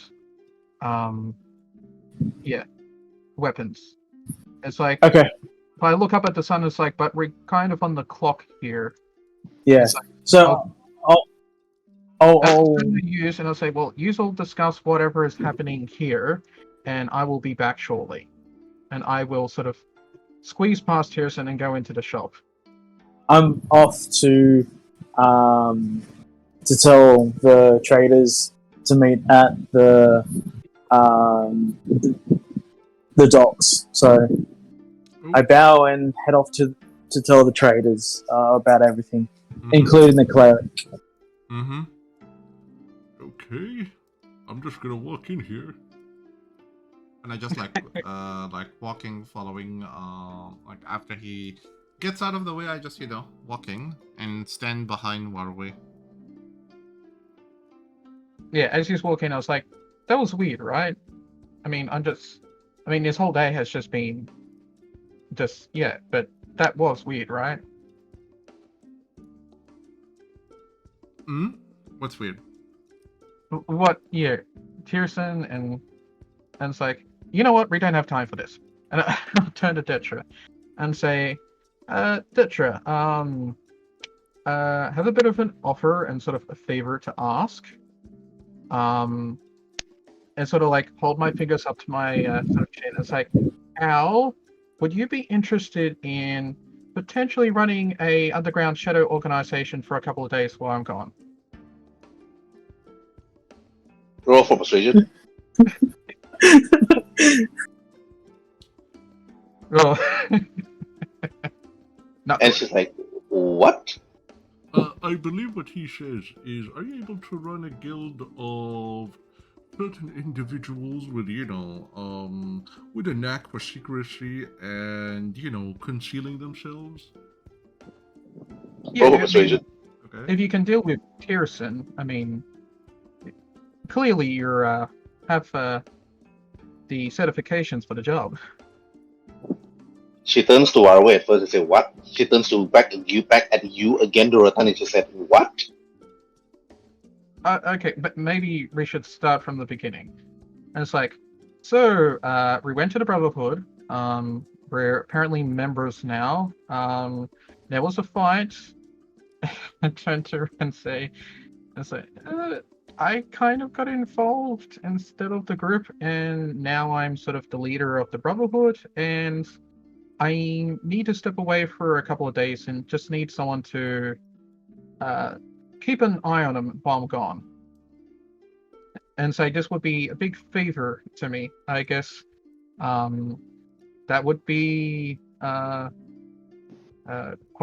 I don't know, advantageous to having a favor to the leader of the Brotherhood. Well, the Mahari anyway. I start rambling on a bit. Okay, roll for persuasion. Durotan can assist. Okay, let me assist you. Yep, now you have advantage. Oh, okay. Oh, I think that would And- do it. And then she like look at you, pondering for a while, and then she's like, "Okay, sure." I say, I turn to Durotan and Rhin'zey. It's like that went a lot smoother than what I was imagining. And I say, you're fine with it though, right? Like it's not Well, gonna be too much hassle. if it's just, she said, if it's just looking after the whole place while you're gone, then it shouldn't be a problem. She said, that's as long as you don't take too long. I heard a lot of stories in regards to the Brotherhood, she said. Well, yeah, like just plan to go for a few days to help with the rest of the group with the caravan by the sea, and need to handle a couple of things. But yeah, when I come back, I'll take over. Hopefully, like there's a ship crash or something like that. And I start laughing, and it's like, yeah. Well, thank you. Well, she readjusted and flips her silver hair and said, sure. Alright, then let's not waste any time. Then bring me to this secret Brotherhood place that you mentioned. Yep, this way. Hopefully, this doesn't cause a whole bunch of controversy. Well, hopefully it doesn't. Okay, after that, then, meanwhile, alright, gonna be asking, okay, do all four of you head back towards the Brotherhood? Okay, by what Durotan, do you head toward the Brotherhood? Yeah, just heading with them toward the Brotherhood since, there's nothing else and we're gonna be leaving soon. Okay, Rhin'zey, how about you? Rhin'zey. Rhin'zey. Okay. Follow the group. Alright, Tyrson, how about you? I'm notifying all the merchants and then heading to the Brotherhood. Okay, alright. And Waruay also heading towards the Brotherhood. Okay, and then heading straight towards the Brotherhood while you're all actually bringing and leading Deidre with you towards the Brotherhood. Hmm. And then she looks, Where's my Brotherhood. token? The Brotherhood doesn't really look that brotherly hood. She looks like a storeroom, she said. And it's like, well, that's actually when I actually get back. I'm hoping you can help me with that. There's a lot of work to be done in this town. This place needs some tender, loving care. A little bit of TLC would do it well. Where are the weapons? Can't find the weapons. And you see your advisor and then Rio actually coming out from the prayer room, one of the prayer chambers. And then you see the advisor then looks you away and he asks, so, who is this beautiful woman? He asks you. Oh, and I say, well, as you know, I had to step out for, I have to go away for a few days before I come back and sort of take over for a while. And I know you've had renovations about taking control. So, luckily, our good friend Tyrson knows a lot of women, but his wife's sister, which I present here, Dexter, is actually quite a proficient businesswoman. So she's going to be taking over for a few days while I'm gone. Then the advisor said, indeed she is. And as per decreed by Waruay, I will see you as the new guild leader for the time being. And then you see Deidre and said and bowed her head, and I hope that your teachings would guide me in the proper ways of guiding our group members. And then you see Rio then looks to her and then didn't say a word. Just stayed quiet. Wonder what's happening there. Then after that, you see Rio then looks to you, Waruay, and then after that looks to her advisor. Then looks to you again, Waruay, and he said, "It is your choice, Lord Waruay.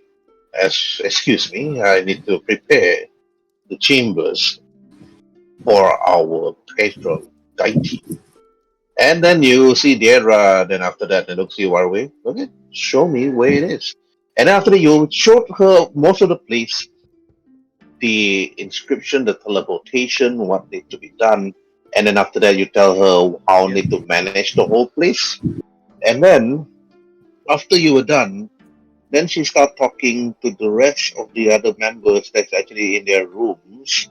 And then after that, you just tell the men that she is the new guild leader until you return. And then after that, they just like slam their chest and then bow their head to you. And then after that, look at Deidre and then bow to her.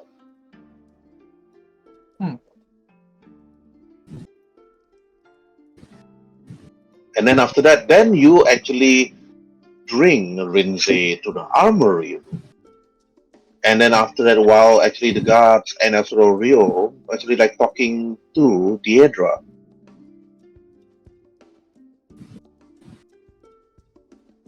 I feel like it's metagaming, but I feel like we're just being played.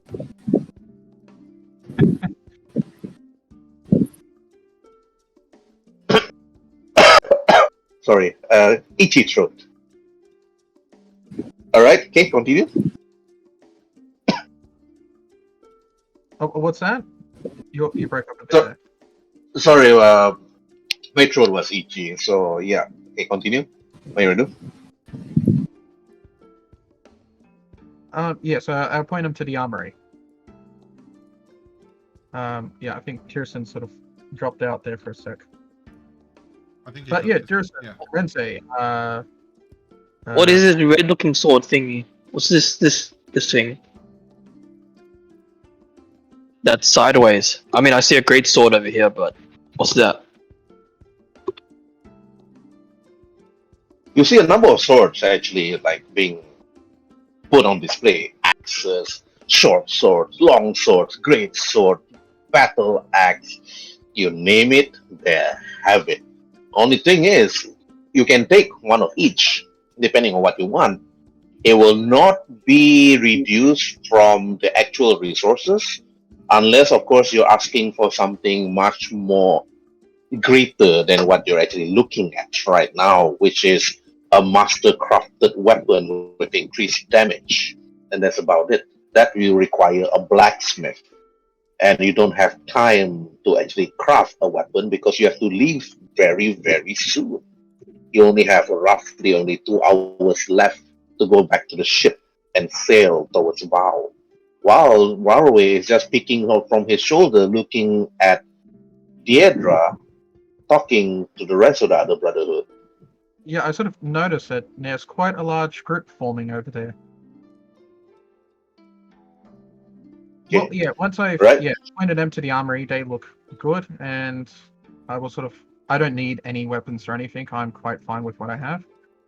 And I would like to go to the guild members to I'll take a great sword. Okay, really? collect, Okay, there's one. to collect my earnings from the Like bet the sideways one, from not yesterday. this one.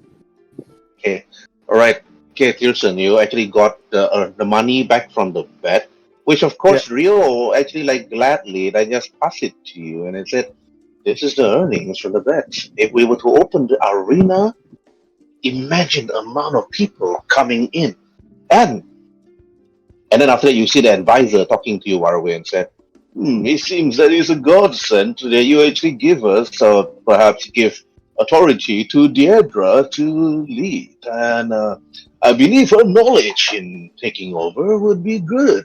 It will probably bolster the economy.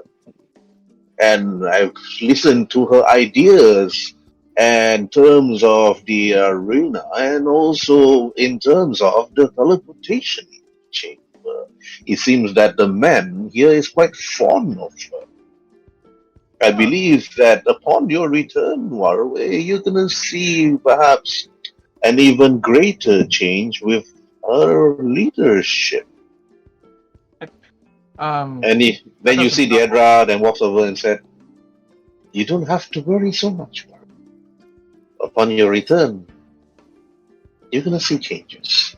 And of course, I am happy that you have led me to this destination without much of an effort, of course, but you have, of course, assisted me throughout my travel from Onohol to Matahari, and of course have also shown me the ways that even hobgoblins and goblins could change their ways, even by just talking instead of attacking. And I sincerely appreciate the ways of how Tyrson does it. I've learned a lot throughout my travels, and I will use that knowledge to my better judgment. Say, exactly. That's what family does. They help each other. That's what Yes. the guiding principle said. What kobolds learn. That we either stand and become great together, or we're alone and we fall. Yes. And it's like, And then yeah, and I say with the actually, when I get back, but I actually believe the mayor's probably going to be a great help with getting that teleportation portal up and running. yes, I will see into it.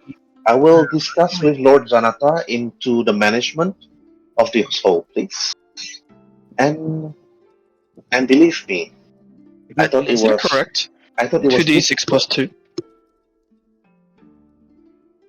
Yes.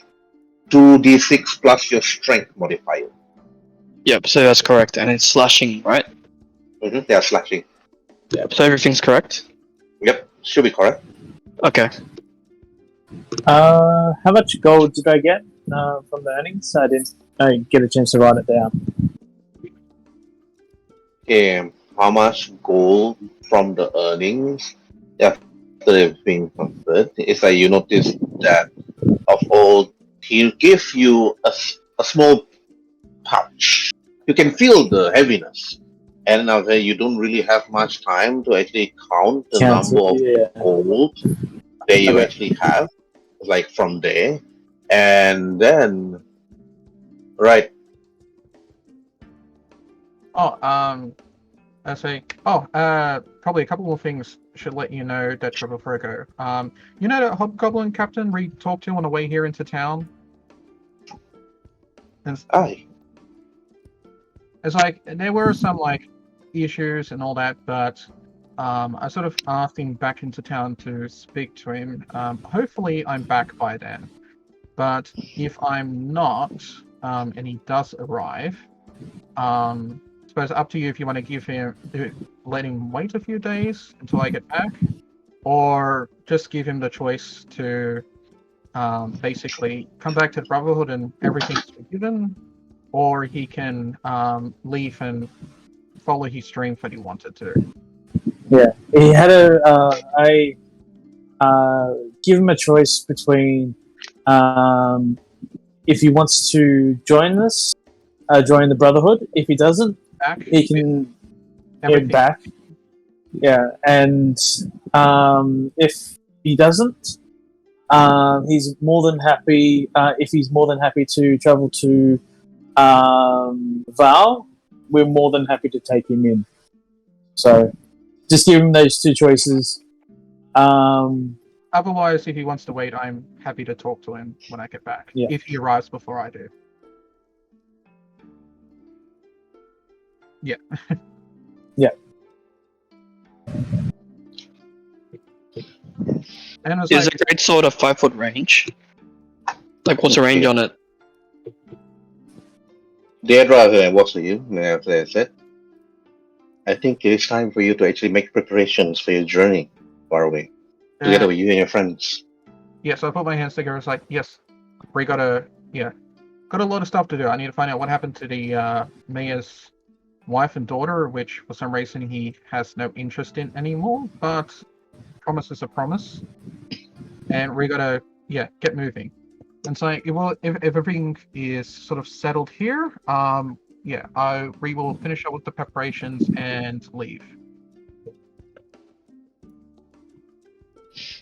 And after that, she just nods. And after that, your old advisor just nod, and you see like Rio just like slam his fist to his chest.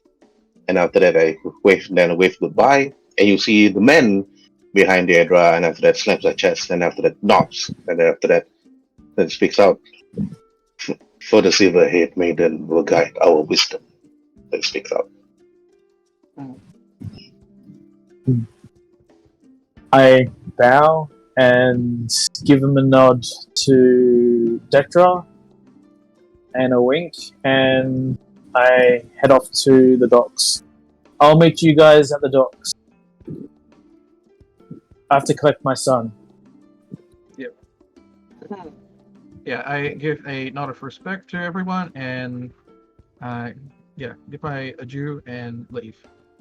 I just follow them while saying to Waruay as we walk. I do a reverse nod. Mhm. I do a reverse nod, and I'm like, "G'day." I mean, see you, boys and girls. I just say to Waruay as we walk out. Why do I feel we made a huge mistake by giving back the ring? And it's like, I know, it's like, can you feel it when he put that ring on? It's the scent in the air has changed. I can't quite place it. I say let's find the wife and daughter once we, come back from here and see what he has to do about it. Oh, just before we go, I want to go into the cabin, and some of the books and paperwork that I need to study. I'm just gonna shove some of it in my bag, and I will head back out. Okay. Right, easily done. Okay, we make some preparations before actually leaving, and then it is almost the afternoon, and you see many of the caravans actually already put their wares and their stuff into the boats itself. With many of the people that you talk to already making preparations to actually leave, while waiting for the rest of you to actually appear in the boats. Oh, yes.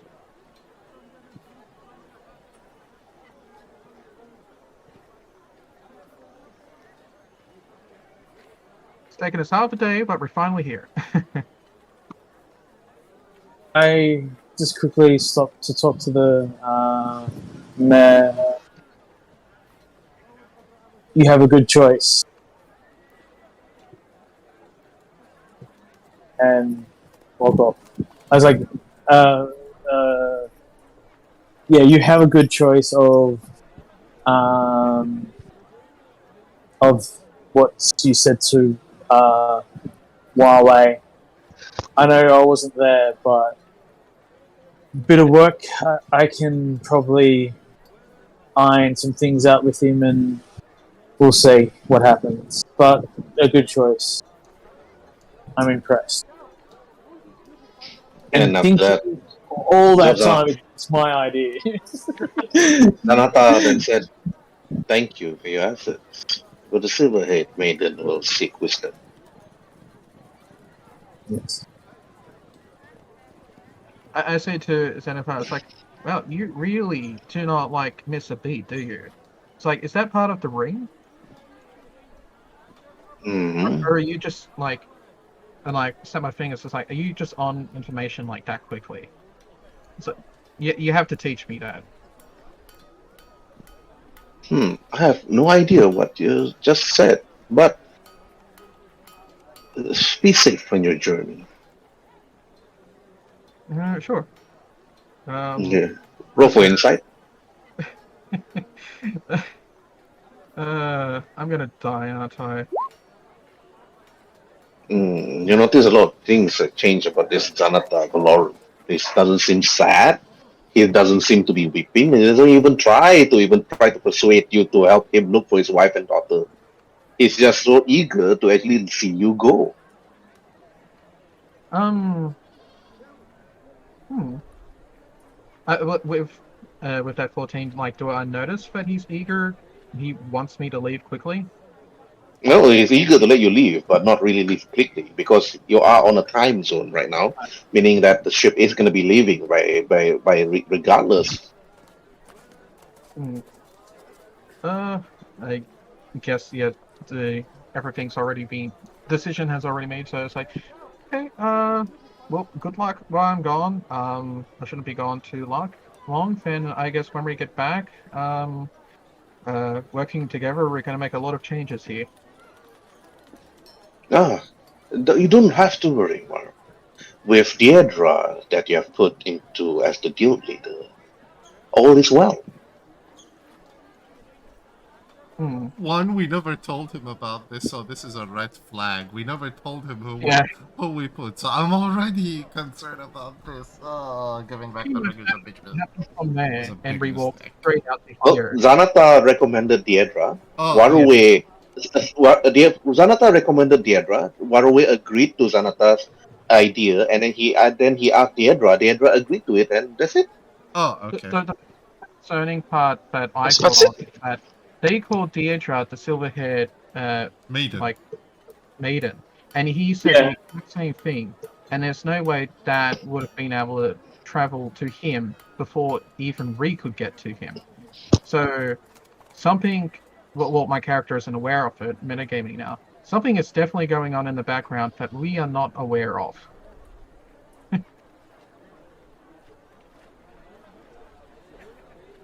Anyway, since we can't we're on a time schedule and can't really do anything about it at the moment, I'm even more concerned more than ever right now to finding his wife and daughter.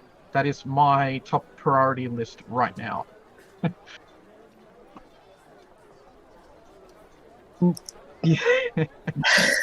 Yeah. All right. I'm gonna For every action there is repercussions. Okay, what you guys gonna do? I'm gonna say to Tetra, "Are you ready?" And look to my little son. Are you ready? Got your things?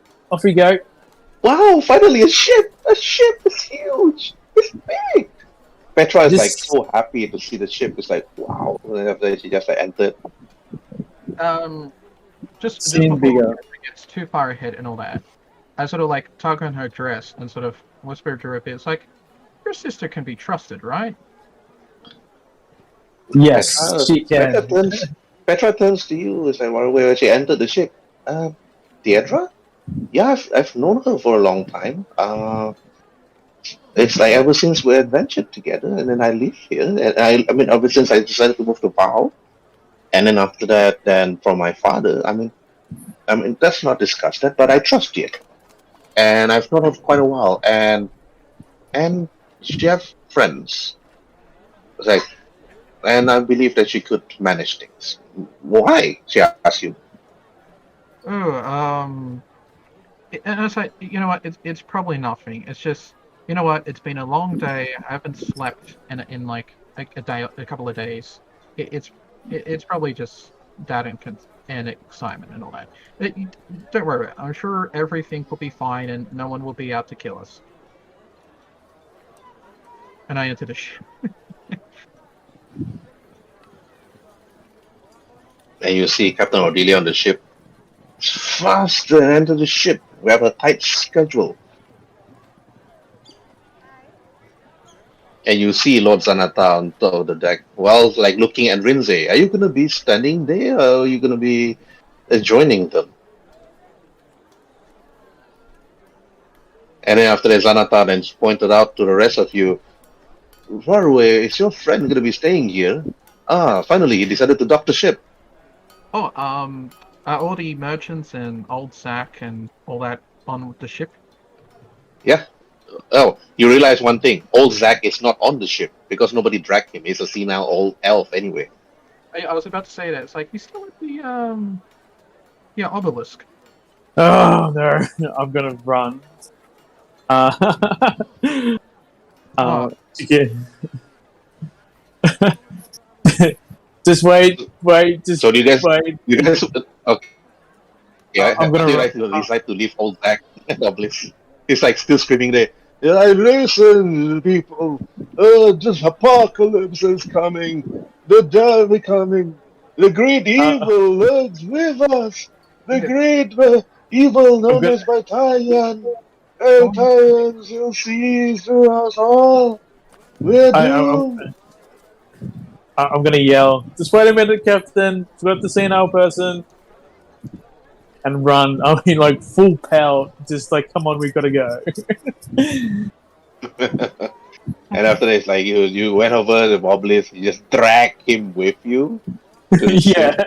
While you Yeah. actually like he piggyback with you, and after that, still screaming is like our life is foreseen, our destinies are like. Wait, is this a ship? No, no, no! I'm not gonna put my hand in the water. You're And gonna after that, come ooh. along. And I'm after gonna that, pick him up. the moment you head over the ship, he's like, ooh, nice ship. And after you put him there, and after that, he just like sat there and then look a bit terrified, holding his like wooden staff. And then after that, looking out the horizon, you can see Lord Zanatha standing next to Rio, the rogue. And after that, you see them talking to each other. And then after that, you see Rio turn to Zanatha, slamming his fist on his chest, and then bow to Zanatha. And Zanatha just slammed his fist on his chest. And then you see it's like they're both mumbling to each other, which you're unable to hear. But roll for insight for Waruay, you notice that. So everybody can roll for insight. Good lord. What moment? Yeah. Insight, okay. Yeah, for body language, for insight. You see you see their lips Oh no! Come on! too far on the ship. The sun, it's the I sun. rolled a 9. That was a 9. Not enough, still low. Okay, like Waruay didn't notice it. The sun. Durotan is the same. Tyrson is the same. All right, and after that, you don't see what Zanata and Zrio is actually doing, but Is the then I waved to him and like, hi. okay, and then after that, you see the dwarf pulling up the anchor, and then you see the captain then slowly moving towards the mast, and then start moving the ship away, and you start sailing. And then it's been a while, but where is it? Here it is.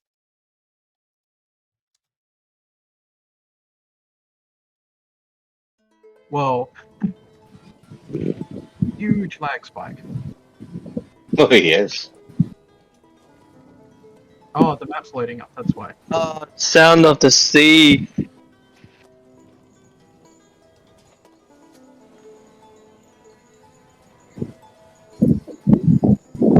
I'm still looking for the crow's nest. Where's the crow's nest? Crow's nest? Yeah, that's part of the ship where you sit and you look out. Oh, okay, yeah. I thought you're looking somewhere on the map called Crow's Nest. It's like, oh, I don't see that. You don't watch enough pirate films, do you? Oh no, I thought you were talking about a town called Crow's Nest. Yeah, the little nets box thing at the top of the ship. Yeah. Yeah. I can see a big rock out there, Captain. Like that kind of guy. That's who. Or you look cool when you get on land. It's like, where's your captain? You know, that kind of thing. I'm probably too busy over the side of the ship, probably being sick. Oh, that's unfortunate.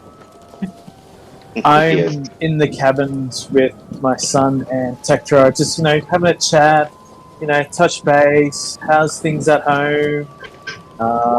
What have you been up to? Trying to flirt now and then, and saying teaching my lovely son, you call Tetra mother, and we're and telling, we're gonna see my mother and my sister and stuff like that. So Oh, okay. I just Is realized. that is the woman you're talking about the red-haired girl, or this girl? Yeah, that's Petra.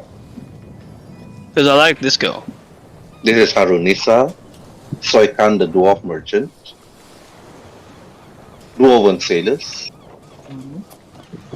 Nordatil the potion merchant, the dwarven potion merchant, and then after that Ordelia, and then with her first mate, another elf dwarf, Hefnir, which actually is very unhappy to see a number of people on their ship.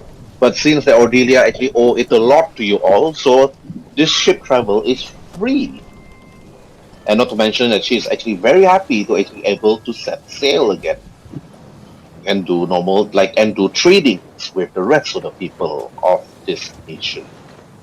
But the moment you're on the ship, you actually talk to Petra Tyrson. Actually, she looks over the deck itself and looking at the side of the ocean. And after that, she just turns. So this has only been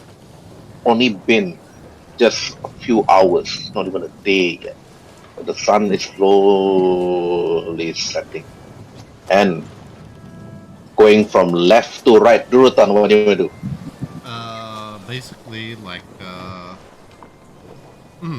he walks to where's actually? Oh yeah, he walks like inside to where like Waruay is, and after like flipping this chair over and just sitting, he just simply say, So, are we gonna deny the fact that, something is happening to the local mayor of the city? So it did seem a little strange that he didn't care about his wife and daughter anymore. And I looked at the captain. It's like, we're still on course to the shipwreck, right? No, we just set sail, by the way. Where do you want to go? I really asked. Do you want to head straight to your village, or I believe not mentioned. Petra told me that she and Tyrson is insisting that they head straight towards Val. So not to waste any time. Are we going somewhere else? Are we detouring somewhere else? I looked at Durotan. It's like, should we head to the last location of the wife and daughter first before going to Tyrson's town? Or after? I think we should It's do like- it after. At least, after we're done, we can do whatever we want. Turn back to the captain. It's like, so this free ride, so to speak. Like, is there? What's the limitation? What's the cap of it? You just gonna take us to a couple of stops, or is it just one journey? Well, since you have actually helped us a lot, Waruay, and together your friend companions, I can actually make a number of stops since we are actually heading towards the north. As long as we're not heading south, then we head north, then it's going to be a big problem for me and my crew. But as long as we're still heading north, and it's your village further up north towards Vow. I know where Vow is. Yeah. However, I don't remember it having a port. So, probably going to stop somewhere. Is Well- your village further up ahead?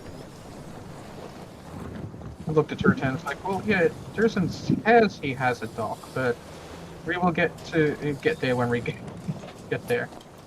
I was like, where was the shipwreck though? It was like on the map. It's like, I thought it was a bit closer to. Is it closer to Val? Also, sure. And then the dwarf said, shipwreck. Hey, man. Hey, are you talking about Valoran's lost wife and daughter? Yeah. It's like, exactly. And it's like, that dwarf there is a good man. And the dwarf looks at the captain. Hey, captain. I say it. I was fighting there. That place is dangerous. Monsters, sanguines. Like proud of the place.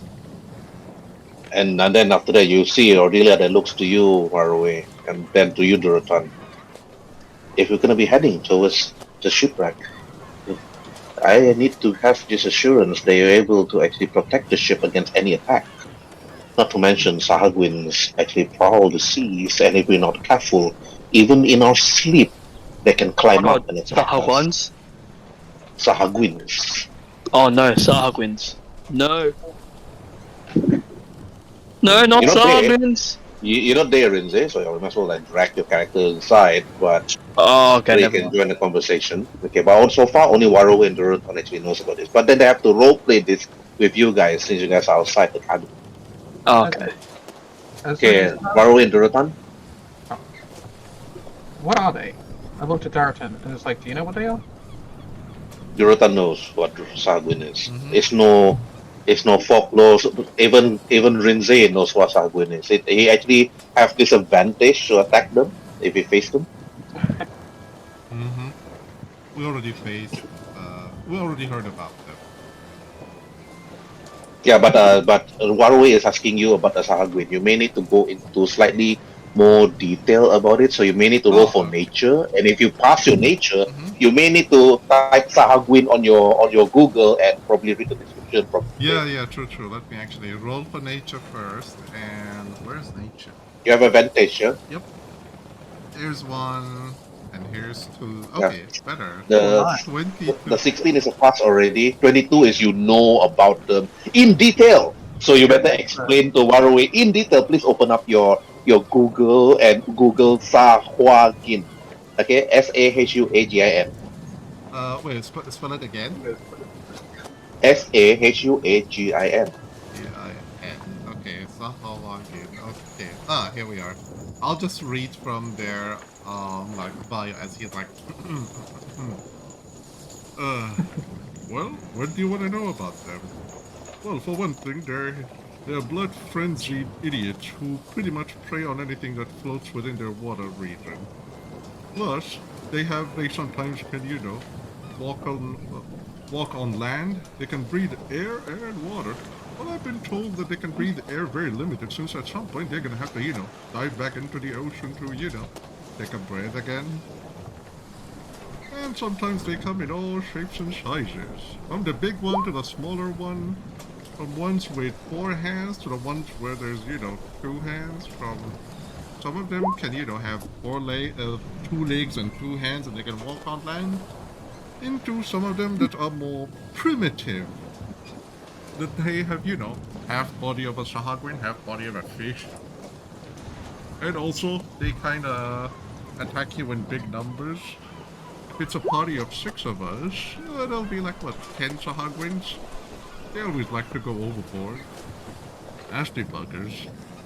Can't reason with them, can't talk to them, can't negotiate with them. Only thing they care about is food. Oh, and dragging you to the deep spots of the ocean so they can, listen to you screaming as they eat you. Or drown you. And I'm like nodding, it's like, It's like, but can you kill them? Oh yes, they are killable. They're not impossible to kill, as long as, they stand still. And it's like, yeah, so, they sound like they would be easy enough, as long as they bleed, then they can die. Just be careful of their teeth and claws. They have sharp teeth and sharper claws. They can deal serious damage with these things. I'm sort of like feeling some of my teeth and looking at my claws, a little self-conscious now. I was like, alright, we should probably drop off the merchants and all that first before dealing with any of that. Exactly. Plus, as long as you get to keep them on land for long periods of time, they start to suffocate. Huh. It's like, you're quite the expert, aren't you? Hey, I gotta research. I gotta, study the things I want to kill someday. Have you considered writing a book? What now? Oh! No, not really. I mean, ever heard of an orc writing a book? The dwarf that looks at you, indeed you're quite knowledgeable. Durotan, right? Or Frostwolf.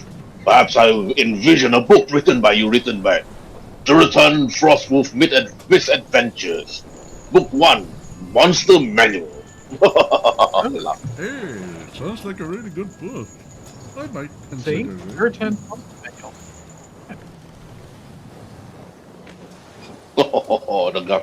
The dwarf laughed. And then after that, you see Ordelia that looks to you and said, So, wait till now. Do you want to make a detour and head towards the shipwreck, or do we head north towards Val and making sure that our crew is safe? And if not mistaken, Waruay, your village is on the way further towards the northeast, and Val is further to the northwest. So what would be quicker? To the village, then to Valve, or Valve then to the village?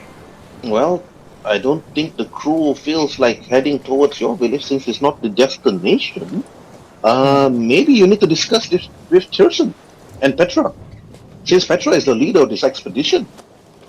Oh, I was just saying, if it's not gonna be quicker, then it's sort of no point discussing about it, then we'll just continue on course. But if it's not going to be that much of a delay, if it's only going to like an hour or something, then I can discuss it with them. But if it's going to be a day or something, then I will just leave it. Our travels will most likely take us about 3 to 4 days of sailing, so it should be no problem. It's still better than just traveling on land.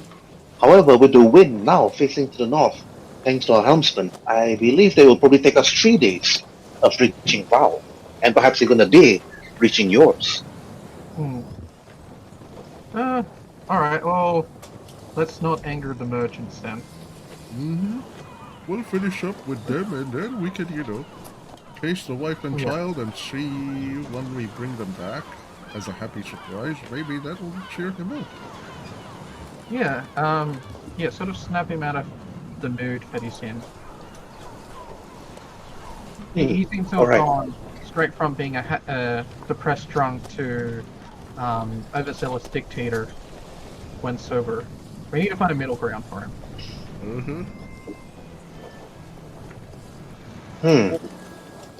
Okay, I believe, well, if that's the case, then, Xanatar, I never really know him that well. All I know is that he just wanted to actually find his wife and daughter first, and then after that, he just seems like he doesn't want to find them anymore. It's as if he just given up hope. Well, yeah, ever since he put that ring back on, he seems to be different. It's like you've probably known him a lot longer than what we have. It's like he doesn't even care about his what happened to his wife and daughter now. Then you see the dwarf like said, "Hey, Captain, I noticed the same. The moment he wore that ring, it's like as if he's a different person. As dwarf, we have this sort of affinity to this type of spell. I've seen the designs of the ring, but I dare not say it. I have no words to actually describe it. But perhaps more research will need to be done." And you see Ordelia then after that speaks out and said, "It is not my place to actually talk about Xanatar Valoran. I am not a citizen of Matahari, and I have no words to actually say it. I'm just a trader, and as traders go, I couldn't say much. But all I know is his daughter. He loved her so much, and also the wife that was the one that actually kept him much in control. That's all I know. But it seems that now he wants to most likely. The only thing I see now, he just wants total control of Matahari." Yeah, he said something about the ring that he has had allows him to control people. That I was a bit concerned about. I heard of draconic magic allowing to control people's minds, but that it's like if he has such power now, that is sort of concerning. I mentioned, so it does actually bring up strength. I looked at Durotan, it's like, when Tyrson was holding that ring, he didn't want to let it go. It seemed like it was grabbed a hold of him somehow. Then perhaps we should actually ask Tyrson about this. Wherever Tyrson. Maybe he would know more.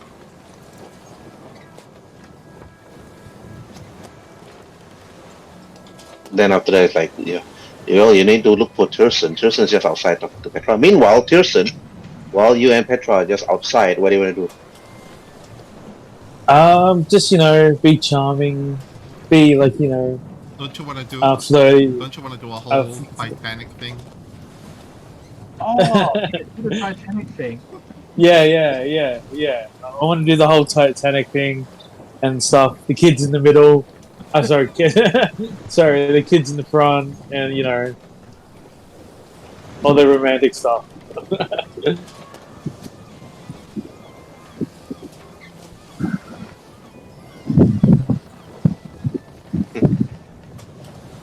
A whole new world.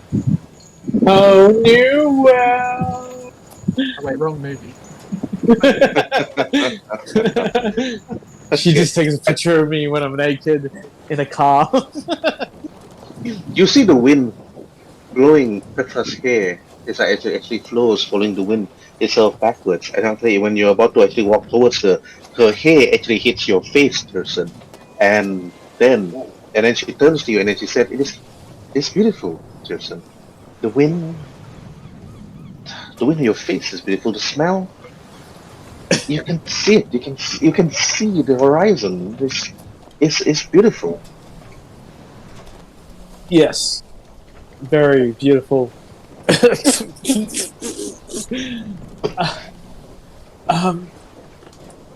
Yeah. And you see Rhin'zey on the side. And you see Rhin'zey like puking over the side of the ship. And not because of what you said, but it's because he's having season.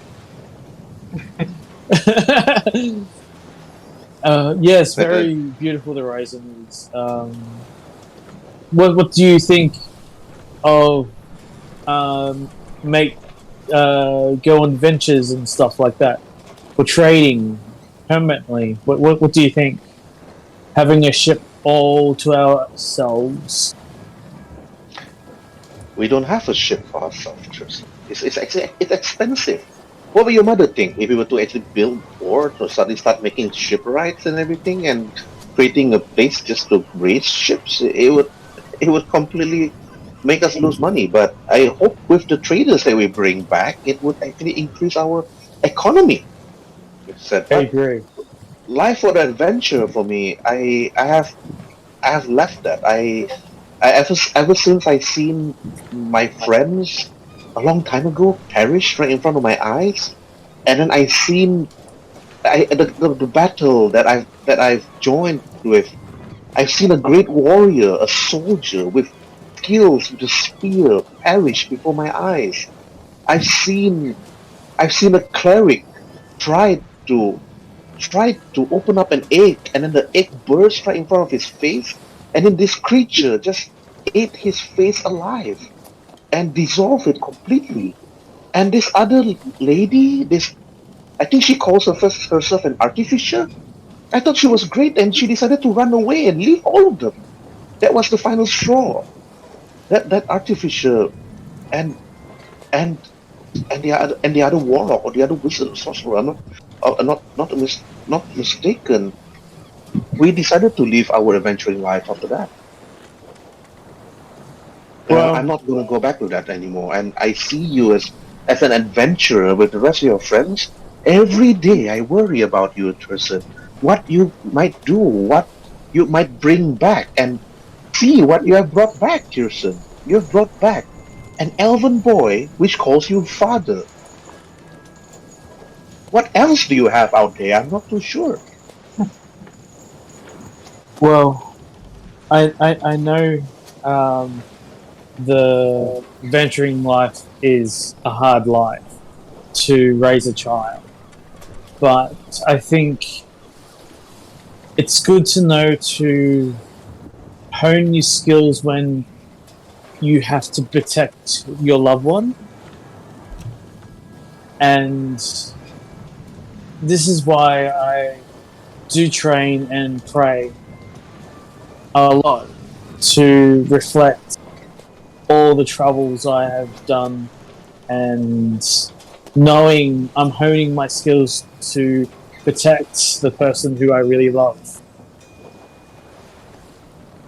Like, I hope... And Petra looks to you and as you said, I know you have very deep love with your mom and your sister.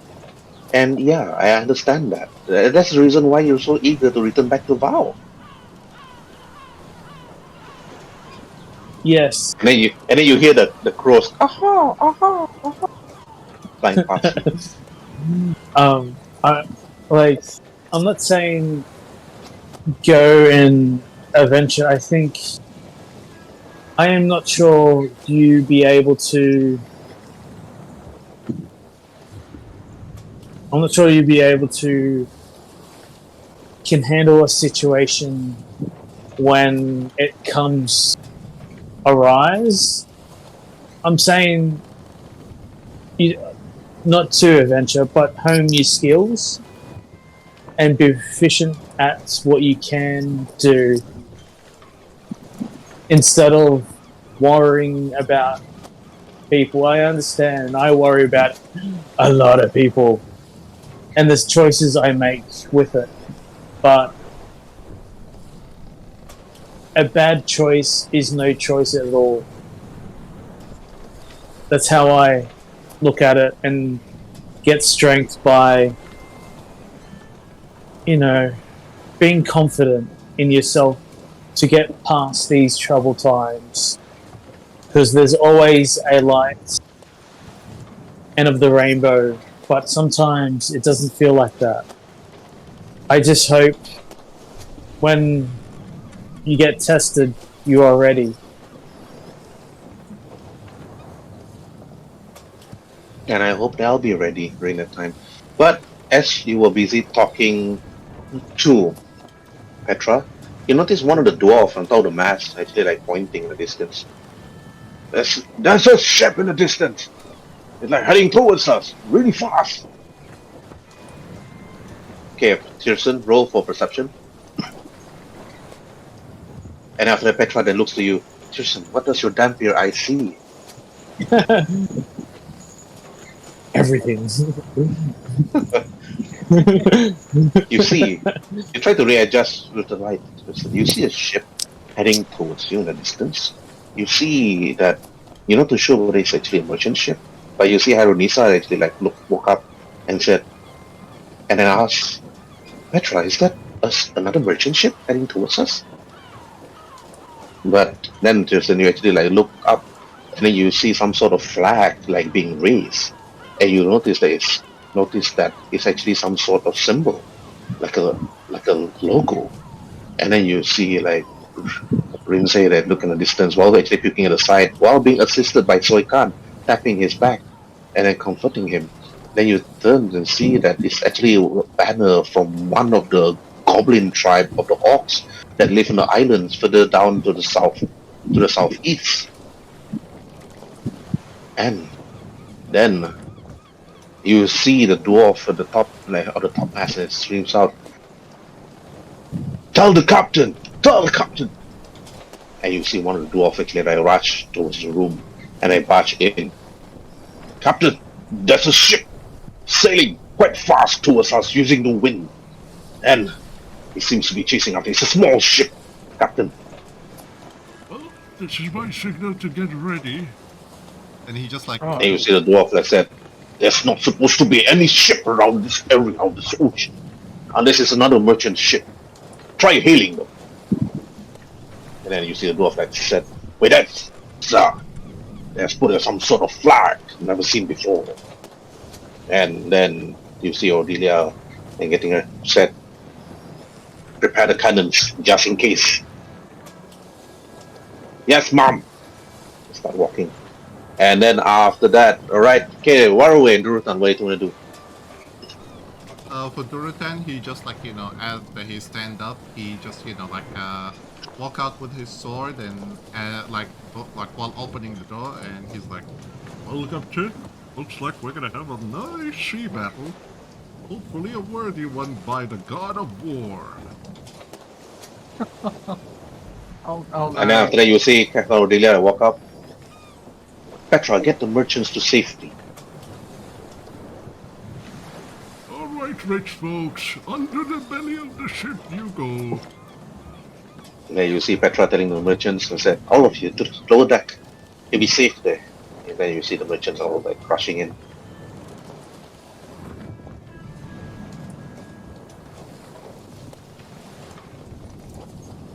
And of all the times Rhin'zey had to have an appointment, he's gonna miss it out. That's what I was just thinking. Finally, combat. Not here. Question before we things start happening. Because I took some damage in that previous fight. Oh, you all heal already. It's been long. It's long. Oh, you didn't have a full rest. Ooh, Yeah. no, you didn't. You didn't heal back. Would that count? Would that count? You only had a short rest.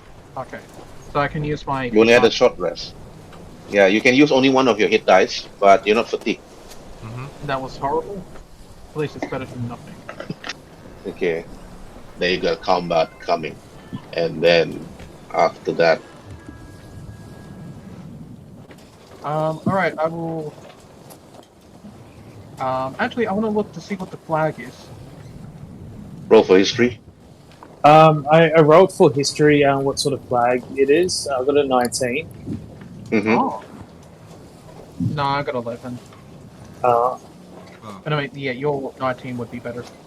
Which ship are we? Because I see there's two of them. This is yours. Oh, okay, the green one is ours, okay. Okay, you see the ship actually like sailing forward. Okay, I'm gonna be rolling for these people. Wait. Nope, I think I better don't. I think I'm gonna give access to you guys, to all players. The miniature or to roll like, you know, stuff like cannons and everything? Okay, just not to confuse you guys, I'm gonna take away this ship. I'm gonna put the other ship in. Okay, that's our ship. Yep. Oh, that, yeah. Okay, now I'm gonna be giving. Okay, Aizen, turn on some battle music, please. Okay, And hopefully it's not copyrighted. Mm-hmm. Okay, gonna giving access to all players to control the cannons, and then after that, control the ship of how it moves. You want sea battle? Like, you know, the ambient noises and such? Anything. Okay. One Yeah, moment. why not? That sounds cool. Oh, did we just lose someone? Oh, no, that's just the... Whoops, wrong channel. The ambient noises. Oh, okay. Let me just put in new ambient noises. And... You guys can continue, like, role-playing. Alright. Okay, the ship can only move up to 1 square each. Alright, it's actually going against the wind while the other ship is going with the wind. So you can only move up to 1 square each, either sideways and so on. Alright, and after that, each angle, each different squares will give actually bonuses to actually attack. So 1, 2.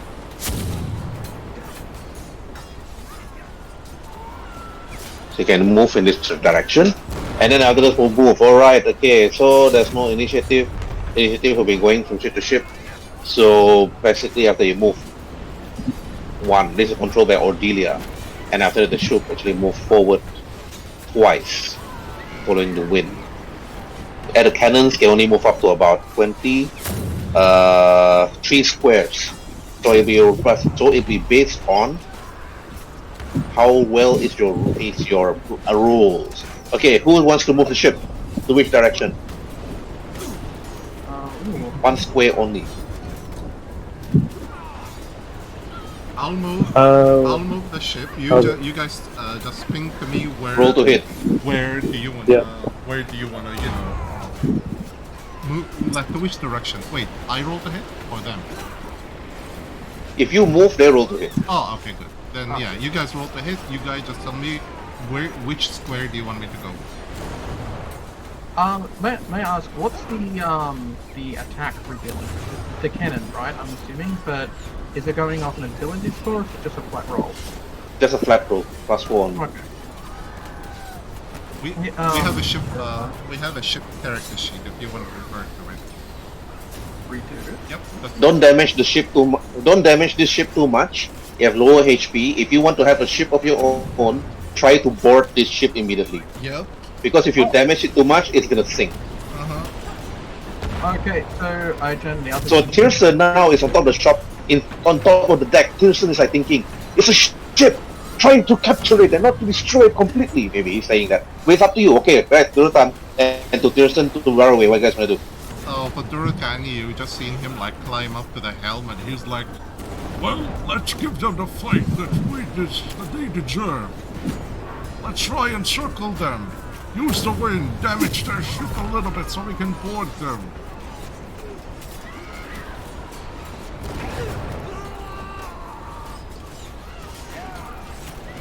guys. Alright. Okay, after that, okay. Roll for persuasion Okay. to give bonus. Alright, okay, move the ship. Okay. He moves Move the ship twice.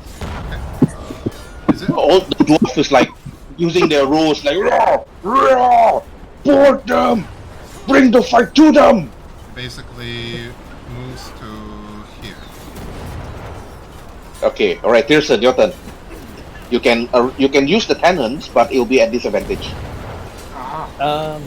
Or you can tell the crew to get ready to battle to actually give the bonus for that. Alright, I'm gonna say, arm these shields, boys. We're gonna board. That's where they die. The dwarf like saying they took their small shields and their battle and their axe and getting ready to jump to the ship once they're close. You want me to do persuasion? Yeah, persuasion. They're ready. They're like hitting their shields and their axe. Thump, thump, thump. No! Okay, Waruay, your turn. Yes. Since now is probably the best time to use it, I'm going to use the health potion I have. But Alright, get the drink. Yeah, I'm going to drink it. 2d4 plus 2. Okay. It's the one that you made, right? What's that? It's the one that you made, right? Yes. This is the one that I made. Is Petra on the deck as well? Yeah. Petra actually like started kneeling, and after that she just started to pray, and then she blessed Durotan, Tyrson, and Waruay. I palm her a health potion. Alright, you give her a health potion. Yeah. After she prepares her light crossbow. Okay, alright. Okay, Durotan, your turn. How far are they from the cannon range of the ship? Like to shoot the cannons with? They're close enough. Oh, okay. But remember, your cannon deal 8d10 damage. So if you shoot twice and it goes beyond their HP, it's gonna sink. Yeah. I tell the sailors who are manning the cannons. Load up the buckshots. We're gonna try and thinning them up before we even board them. Sailors, load up an anti-sail shot. We need to disable their ship so we can board them very carefully. Roll for persuasion with advantage because you have no idea what you're talking about. You read about it in books, Okay. Disadvantage. but this is the first time. This is the first time you're on a ship. Yep. Okay. Disadvantage. Oh man! Whoa, holy moly! Okay, damn! You read during your youth, Durotan, you remembered back during your youth. You remembered reading about ship captains having your own ship and sailing the open seas, and you always, even as a young boy, you always tell the other orcs, board the ship. All those things you know about buckshots, you know about cannons. you see Ordelia was surprised to see you, and then she actually wanted to say the same thing you said, and then she pointed at her men and pointed at you. Follow what Durotan said, and fire! All right, roll for roll for buckshot. Buckshots, it deals damage to the crew members instead of damaging the ship completely. So it still damages the ship, but not much. But it deals the crew instead. So roll for the cannon damage. It's a buckshot damage. I think it's about 4d6, and roll with advantage. Me or them? Like anybody? Any you can roll with advantage. Oh, okay. I'll roll the cannon. Anyone can roll. Either Tyrson or who. If you don't like Tyrson or Waruay, roll for it. Maybe Tyrson can roll for it. Oh, okay. Okay. Waruay. Okay, Waruay got. Waruay already roll. Yeah. Roll one more time. One more time. Waruay. It's advantage. Yep, advantage. Ooh. Okay. Right. This is the damage. Is if you click on attack, is the cannon damage. Because I did not put buckshot damage, I need to include that. Once you do have buckshots, it's 4d6 damage. Okay. You see goblins on top of the deck in the other ship. It's like snarling at you, and then immediately you see the buckshots flying from the cannons, hitting a number of these goblins. Okay, I'm gonna be this 20 damage actually killed one immediately, and no, actually killed two immediately. Two goblins fell off the decks of the ship, and then you shred them to pieces, and then after that, the ship actually come closer, and you see the goblins are already preparing to board. Okay, Tyrson, what do you want to do? You see Durotan already giving the orders. His orders was precise. It was perfect. It's as if that he was born to leave the seas. Captain, what do you want to do, Tyrson? I want to, in Goblin, have a war cry. So, towards the goblins, if that makes sense. Leroy Jenkins! I mean, all he did was So, he read a fantasy version of Treasure Island. And he's like, oh, okay. Why is suddenly everybody so motivated? We will board the ship! Slaughter them all! Okay, Pearson, what do you say? How do you roleplay this? In Goblin, I am gonna say, die or surrender! Yeah. With the two dead goblins already on the deck, you see one hobgoblin scream. They were terrified. At first, the goblins were terrified, and then one hobgoblin suddenly emerged from on the deck. He seems to be wearing some sort of captain's shirt or some sort of really flimsy hat with a feather on it, pointing his sword at the goblins and then speaking again in Goblin. If you retreat now, I'll kill you myself! The hobgoblin actually screams, and then after that, pointing his blade at you, Tyrson. Yours! Your blood will be mine, you pathetic human. The hobgoblin points at you in the distance. Okay, Waruay, what do you want to do? Oh, okay. So how close is the ship now? Is it still too far? Very close. You can do a ram. You can do a ramming speed at the ship if you want to. Also, that will be the next round. But if you go close, if you don't ram, the ship will just go next to it and it'll be boarding action. So what are you gonna do? I'll probably hit the cannon one more time. All right, that's okay. That's 14. 14 hit against its armor class. Okay, roll 4d6. Wait, is this cannon as cannon or is this buckshots again? Buckshots, I presume. Okay. If it's buckshot, it's 46. If it's cannons, it's 8d10.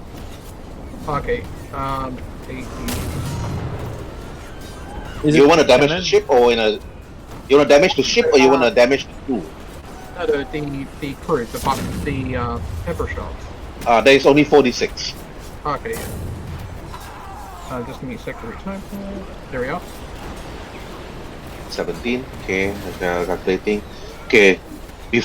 As the hobgoblin was busy shouting at Tyrson, again you and the crew member, the dwarven crew, prepared another buckshot and shot, and then killing another 2 more goblins, making their crew lesser than usual. But that is when the ship actually bored yours. Grappling hooks stuck to one another, and you can see the goblins already jumping to the other side of the ship, and then roll for initiative. Let's board them and kill them to pieces.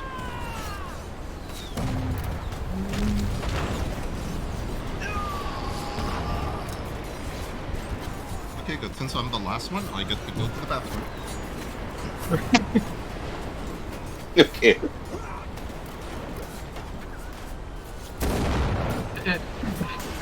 The ship gets boarded and Durotan's like, I'll be right back. When you gotta go, you gotta go. Okay, Tyrson, roll for yours. Pearson? Yep. So Yeah, that's all. you go first, Waruay, because Okay. you've got a higher The dex. goblins, the goblins are all like last. They haven't jumped in yet. You're the first to jump in before they jump in. Okay, what to do? Let's just assume everybody is already near the deck itself before jumping in. Just a quick look.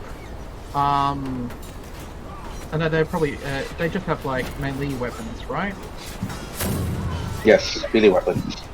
Okay, I will use a key point to be able to increase my jump distance by 60, and I will jump up onto their forgive my lack of nautical knowledge, but the what's the thing with the sheet?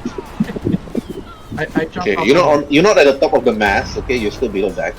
Maybe I should get a ship report of day of this next time. All right. Okay. What you will do? I jump You see up the there. nearest. You see a goblin not far from you. I will then use my bow once I move everything out of the way. To try and get it. Now, because I'm up above it, do I get any type of bonuses because of the height difference? Okay. If it's gonna be height difference, it's gonna be +2, so it's 14. 14 is a hit. Okay.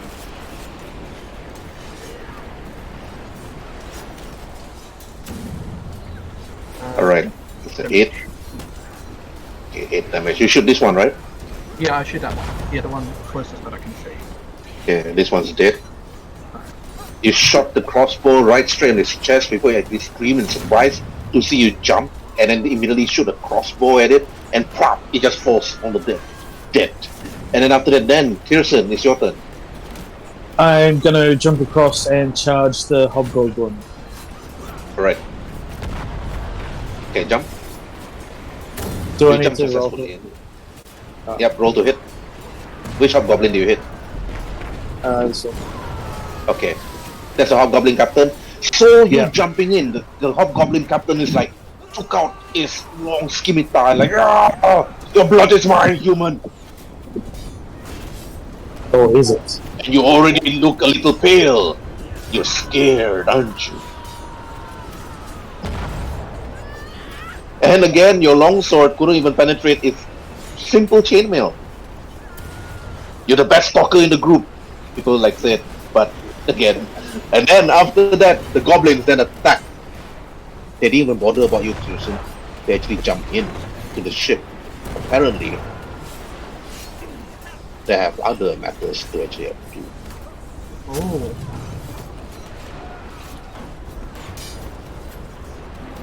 No! The goblins jump.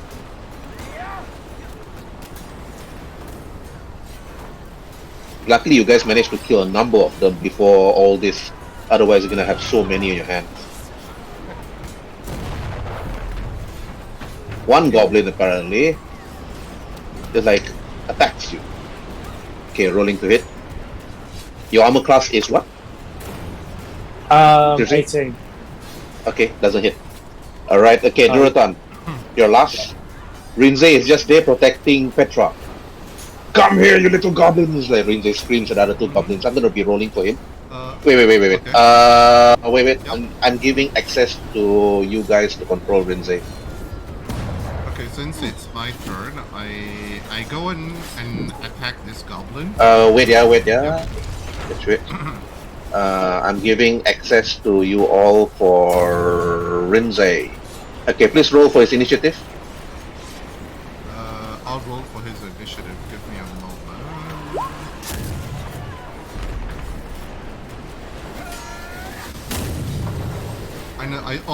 My bad. I did not select his token. Give me a moment. I'll repeat. Okay, you can put the 15.15. Yeah, Period. put the 15.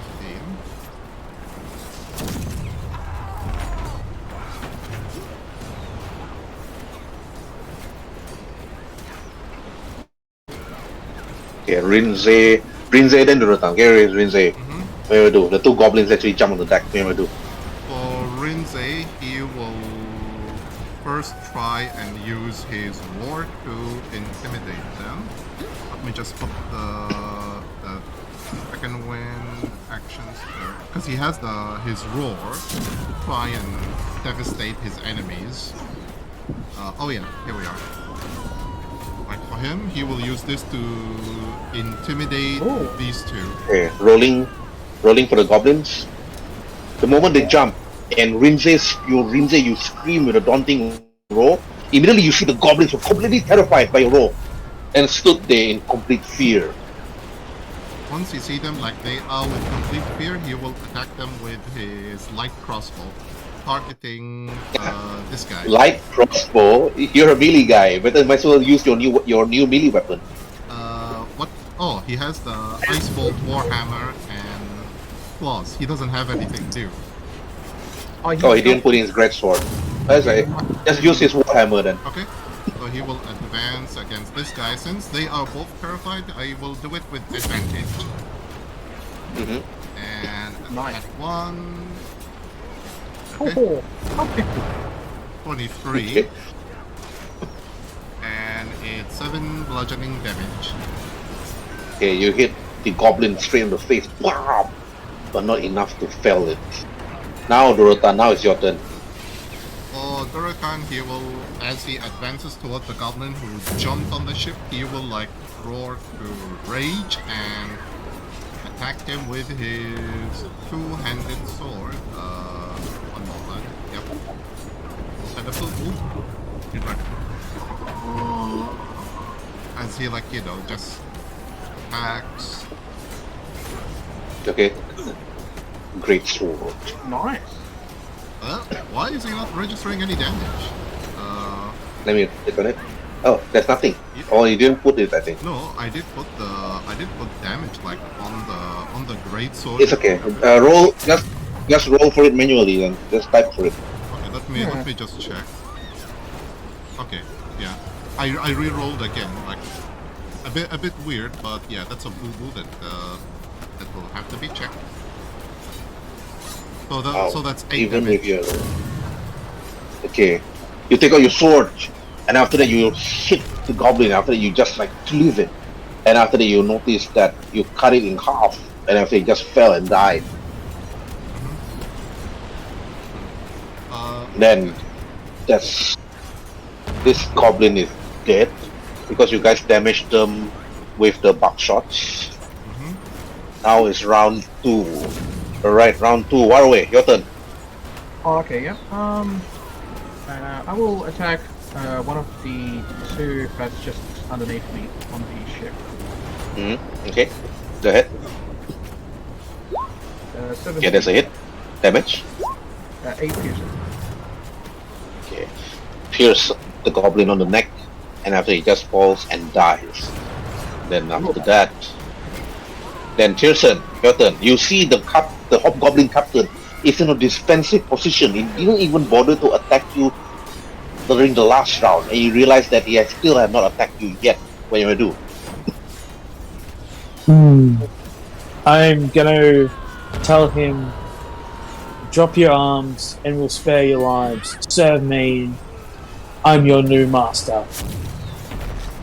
Pro persuasion disadvantage. And show him a bit of, my fang.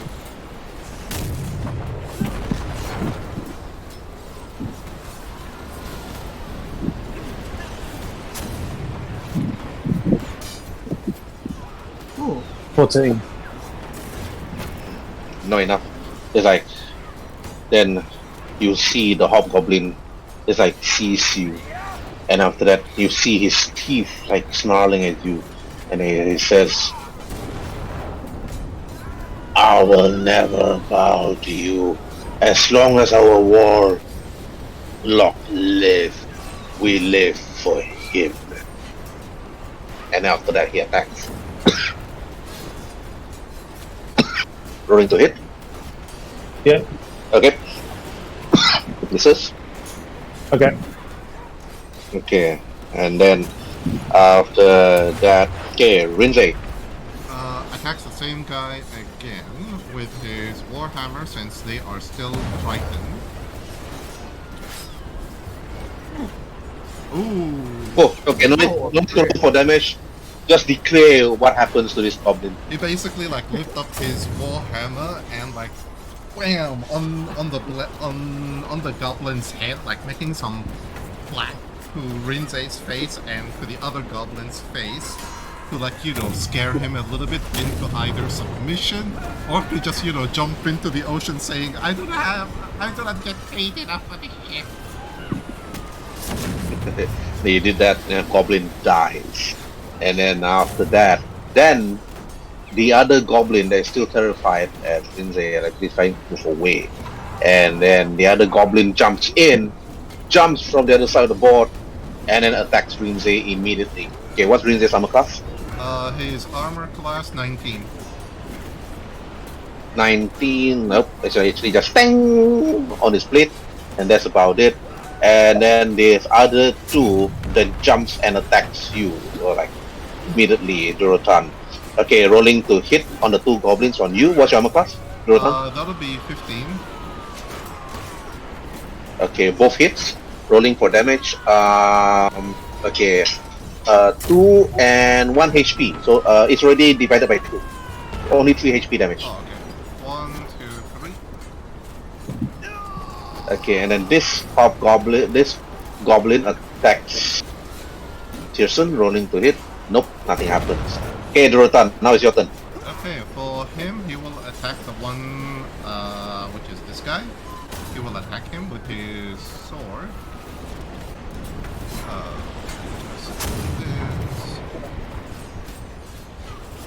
What the? Whoa, man. Declare your action is dead, completely dead. Okay. As he basically he jumped to attack in a baseball-like mechanic, Durotan just wham, just slice him in half. The guy just like from belly across the belly, so he ended up falling to the side while screaming, "This is for the god of war! I give you a sacrifice!" And then after the goblin actually poke you, then immediately you retaliate and return and kills the goblin.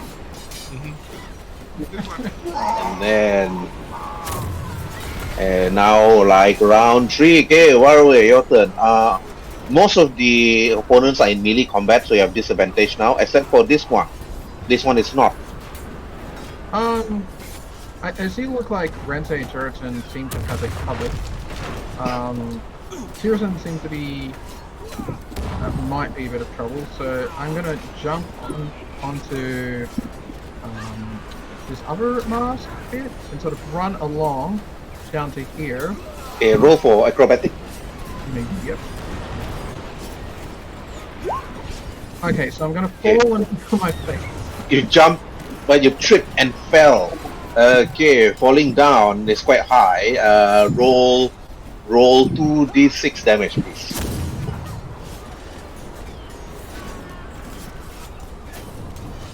I guess you are prone. Okay, you receive 7 HP damage and you are prone. You're on the floor. Tyrson, you notice that Waruay tried to jump from one mast to the other. Luckily, he didn't fall from here. Otherwise, he would have really fell. But when he jumped here, he tripped and fell not far from where you are. And there were bruises and blood on you now, Waruay. But then, Tyrson, you see the hobgoblin captain looking at you, preparing his scimitar to do another slash. He took out another sword and trying to attack you multiple times this time. I smile and say lunch. And I'm gonna do this.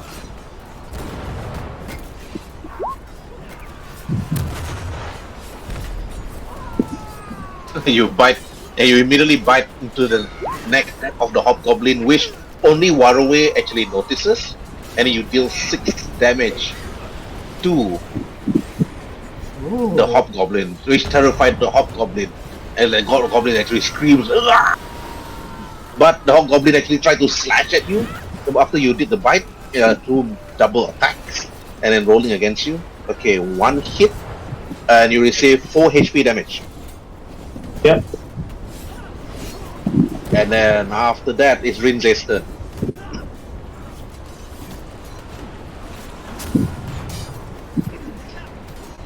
Okay, Rhin'zey, what do you do? Rhin'zey is just stood quiet because of the hobgoblin's blood. For the sorry. He attacks this guy with his war hammer. And yep, it's a hit. Yep. Okay, that's a killing blow. Alright, and after you fell this goblin and is dead. And he moves to stand in front of this one and give him an evil smile with the blood and everything on his face and mane, and he's like, "You want more?" That goblin, surprisingly, immediately shot off its spear and then attacks you. And then after that, but you saw the attack coming and you blocked with your war hammer using your shield. And then after that, this goblin then walks over here and then after that attacks you, Durotan. And again, it's a hit. You receive only 3 HP damage. Is it after divided? Is it? Oh, so it's already divided. 1, So 2, 3. yeah, total 6. Yep. Okay. Already done. After that, then this one attacks Tyrson. Okay, rolling to hit. Nope, that's not a hit. And that's about it. Okay, Durotan, your turn. Durotan, you're being assisted by the dwarf. And after you see Ordelia taking out some sort of a small stick and then pointing it at the goblin, and then you hear a loud bang at the goblin. And you're not too sure what the weapon is that thing that Ordelia is using, but it hits the goblin squarely on the neck, but the goblin is still alive. Okay, I just tell her, Hey, my kill. Stay out of it. as I, attack him with my great sword. Guessing it's gonna be with advantage since I'm being assisted. No. Oh, okay. That's a hit anyway. Roll damage. Ooh, okay. Declare your death kill. I basically pretend as if I missed, like putting the sword between his legs and just raise it up to slice him in half. And that's when I'll like he screams, I give this sacrifice to the god of war. Then the goblin's dead. And now round 4. Okay, Waruay, what are you gonna do? You got up from your prone position, but you can only move up to 15 feet, which is in range. What are you gonna do? Okay, 5, 7, 15. Okay, well, it seems like Tyrson wants to face this big guy, so I'm gonna come up, sort of swing around to the side of him, and engage this guy. Say, I'm gonna yell out, "Don't kill him." Okay, well, when he says that, I won't engage with my sword then, I will just use my fist. And since Okay, that's a hit. Oh man. Don't kill or kill, because this is definitely an overkill. Okay. I just want to knock him out, so I'm using a key point to use my unarmed strike on top of my regular attack. So basically, I'm just hitting him with like fury of blows to knock him out. Let's see. Attack from damage from each of those. Because I'm assuming 18 hits, so possible hits. So I'm trying to do non-lethal damage. Okay. You punch him, you knock the goblin completely out cold, and then he's down. not moving.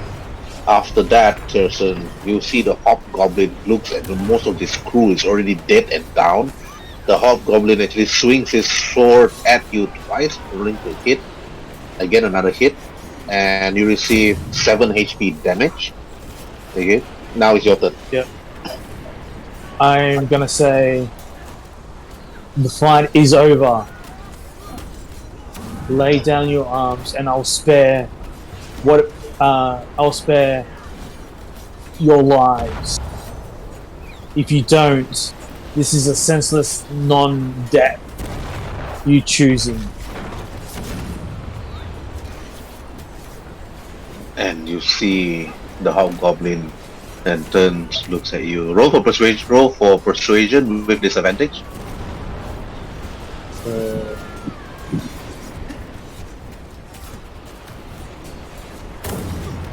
Oh, no. And you see the hobgoblin and says, "They know the words of the warlock. Seeps in my veins. I will die for him."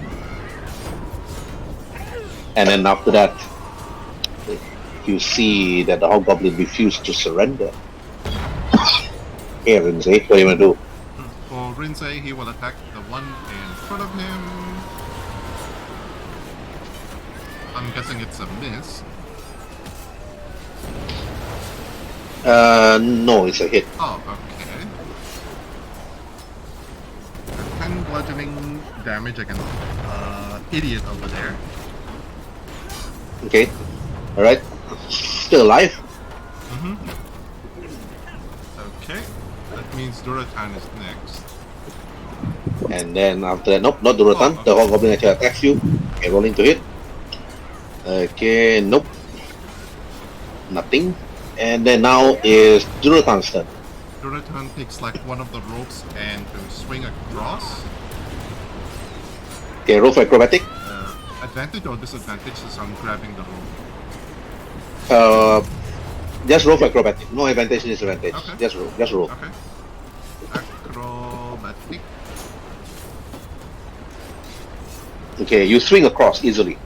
Okay, and when I swing across, I move all the way to be basically here, and I'll be like screaming as I attack that guy.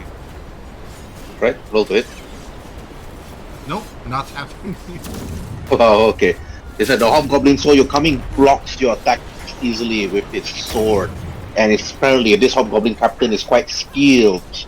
It seems that even with the combined might of Tyrson and yourself, and even Waruay, and will take him down. Okay, Waruay, now it's your turn. As Durotan comes in and the goblin turns and focuses his attention to Durotan, I will flip around and sort of try and stealthily sneak up, and I will attempt to knock him out as well. Okay, roll to hit. No advantage. I'm using it Okay, my last one for the 18 hits. Okay. Okay, 7. To knock Okay, him out. you pop, you punch, but apparently this hobgoblin is still awake and not down yet. And then after that, the hobgoblin saw this, and then after that, attacked Tyrson and said that your blood will feed our kobold army. Then slash and hit. Okay, only one hit. 5 HP damage, Tyrson. Dane, yep. Ugh. Okay, your turn.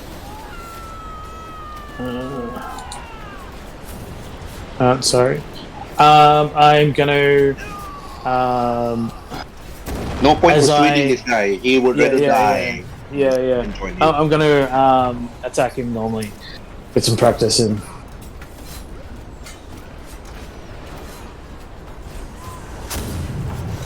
Talking is done. It's time to swing. And he blocks Nope. your attack easily. After that, Rhin'zey, you see the goblins bloodied and seriously injured. What do you do? You want to attack him just to relieve him of his misery, so again...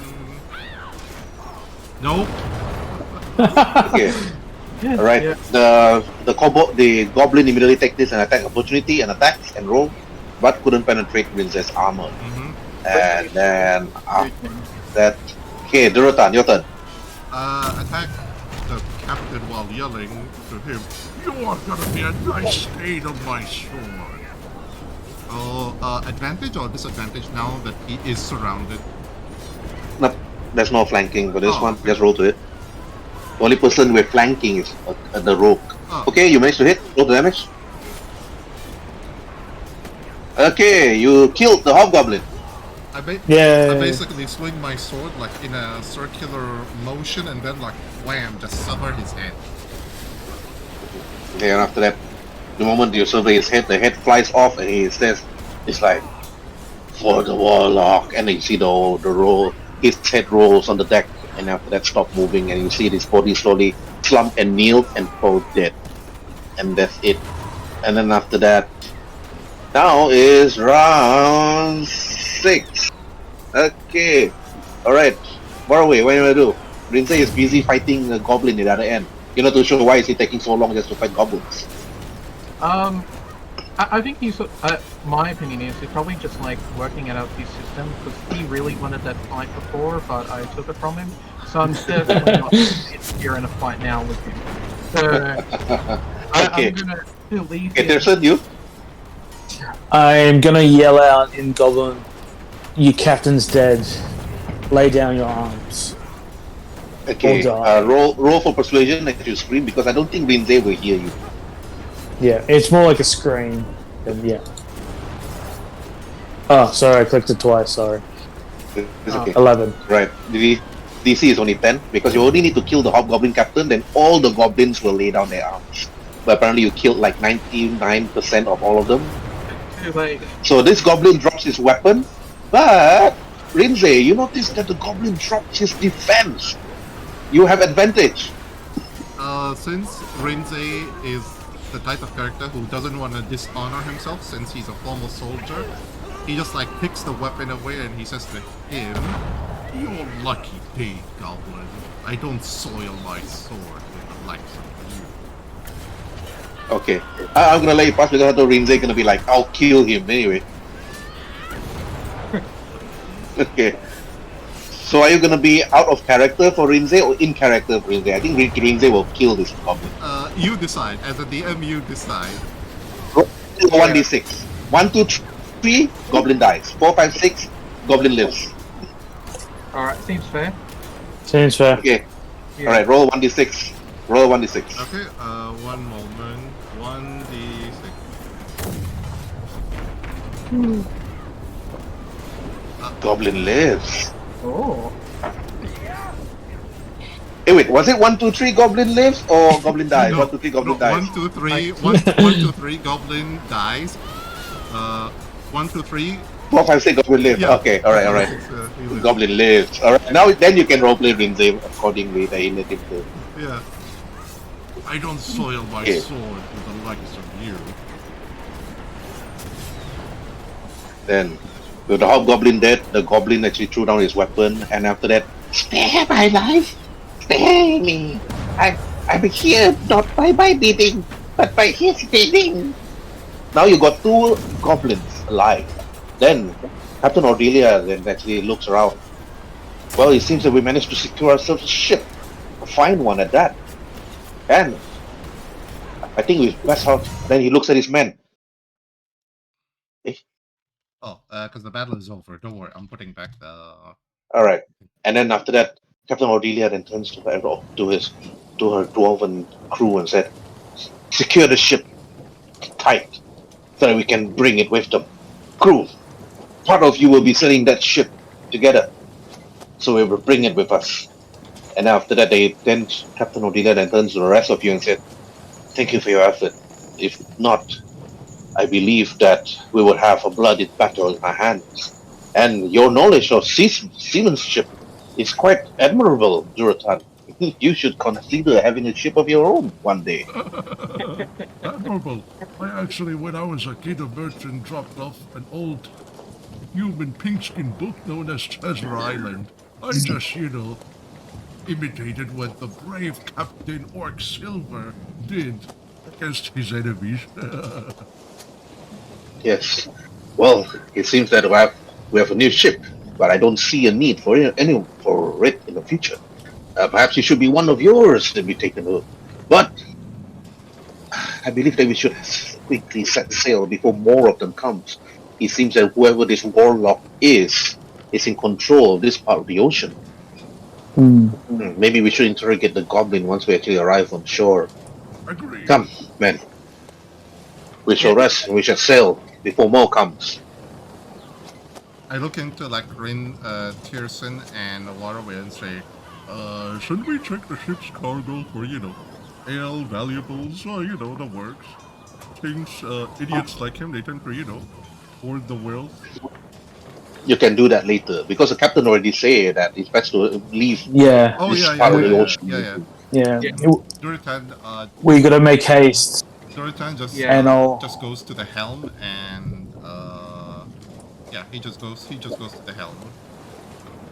Okay, you have 4 dwarven crews to actually join you, and then after that, to actually help you with the sails and many more.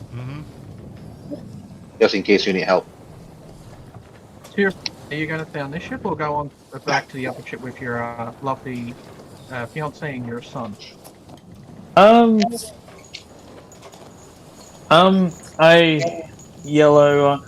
told you, we got a ship. It was all part of your plan.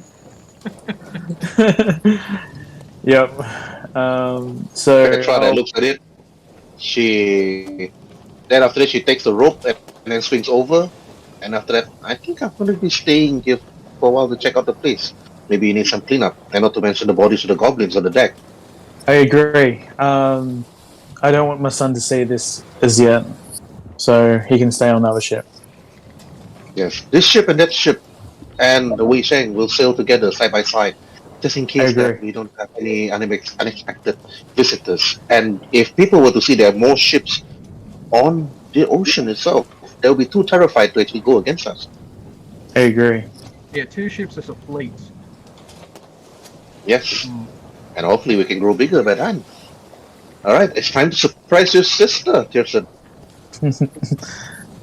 Yep. And then after that hard-fought battle, which took actually like 5 rounds, with a 30-second battle, you all decided to actually set sail towards Vow. But because of the extra ship with less crew manning it, now instead of 4 tiles, the ship can only travel up to 3, which takes slightly longer towards Vow.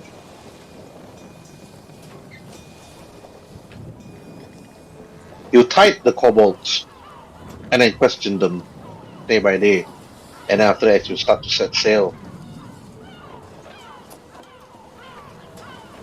So if it's going to be taking a couple of days, do we rest? Yeah, you rest. Yep. Rest easily. You rest for 3 days easily. Oh, okay. Do we need a roll for hit dice, or do we just heal up from that? Just roll for hit dice.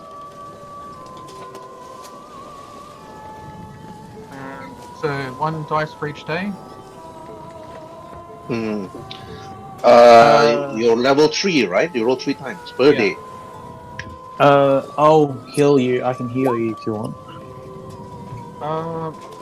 Yeah, okay. I'm just a couple of HP shy from full health. Okay. I needed to roll once. Okay, so I just need like 2 HP, literally. alright, I'll shake your hand and you have 2 HP left. Got. And with Durotan, how much hit points you need? I'm already full. I haven't lost that much. Remember, when I rage, I take half damage. The goblins was literally using toothpicks on Durotan. On the previous fight, which I never got to sleep and rest from. It's like goblin was like, "They didn't tell me there was an orc on this ship." Alright, guys. Then, during your interrogation of the goblins, just like Waruay, you ask them about the warlock. You ask them where is the Warlock. They point to you where the Warlock's sanctuary is, and it's here. Further down south of your own village, hidden at the mountains itself, in one secluded location, where he kept many of the kobold slaves to be dissected, to be experimented on, but the Warlock seems to be unhappy because he's unable to find that perfect Warlock. And then, during that 3 days, the goblins decided to tell you that they will lay their life, they will later lay their life for you or for Tyrson instead of going back towards the Warlock's sanctuary. And then, and then when you're about to reach Val, Tyrson, Petra was really happy, and the rest of the other merchants was really grateful of your efforts protecting them during the goblin attack. But it seems that the goblin boats do not dare to travel further up north. As you're about to reach itself, you can see your village in the distance, Tyrson, and it has been months since you've seen Val. And this is the first time that Durotan and Waruay and even Rhin'zey have seen Val from the ocean itself. And as you're about to dock, the captain then speaks out and said, "We are reaching Val. Time to hoist the anchors itself." And then she turns to Tyrson. "You should really consider investing on a port town, Tyrson. This is a very strategic location." I agree. It's in my books to do. I turn to say, where's this famous dock of yours I keep hearing about? You've been here. Remember Waruay? Yeah. And then after that, while waiting, you have two goblins that actually pledge loyalty to you, but the goblins itself is a different clan, but they will be assimilated to the other goblins in the future. Which of course is like, which their loyalty will drop because then you need a maximum of 10 in order to actually have a loyal servants of goblins. But Yeah. there is a matter for a different time. As you're about to reach, you see your mother in the distance, waiting for you near the shore, Tyrson. And as the ship was about to dock itself, you see the rest of the people was already waiting. The priests, the other children of the orphanage, and even a number of kobolds, which already like waiting. And then this is a new day and a new start for Waruay. His journey has not ended. He's still worried about the kobolds being enslaved by the warlock. Until they are free, he will never be fully rested. But not only that, you're still wondering whether it was actually a good choice to actually leave the Brotherhood with Diedra and with Sanata. And then after that, to be continued. Okay. Oh, when I was just getting good.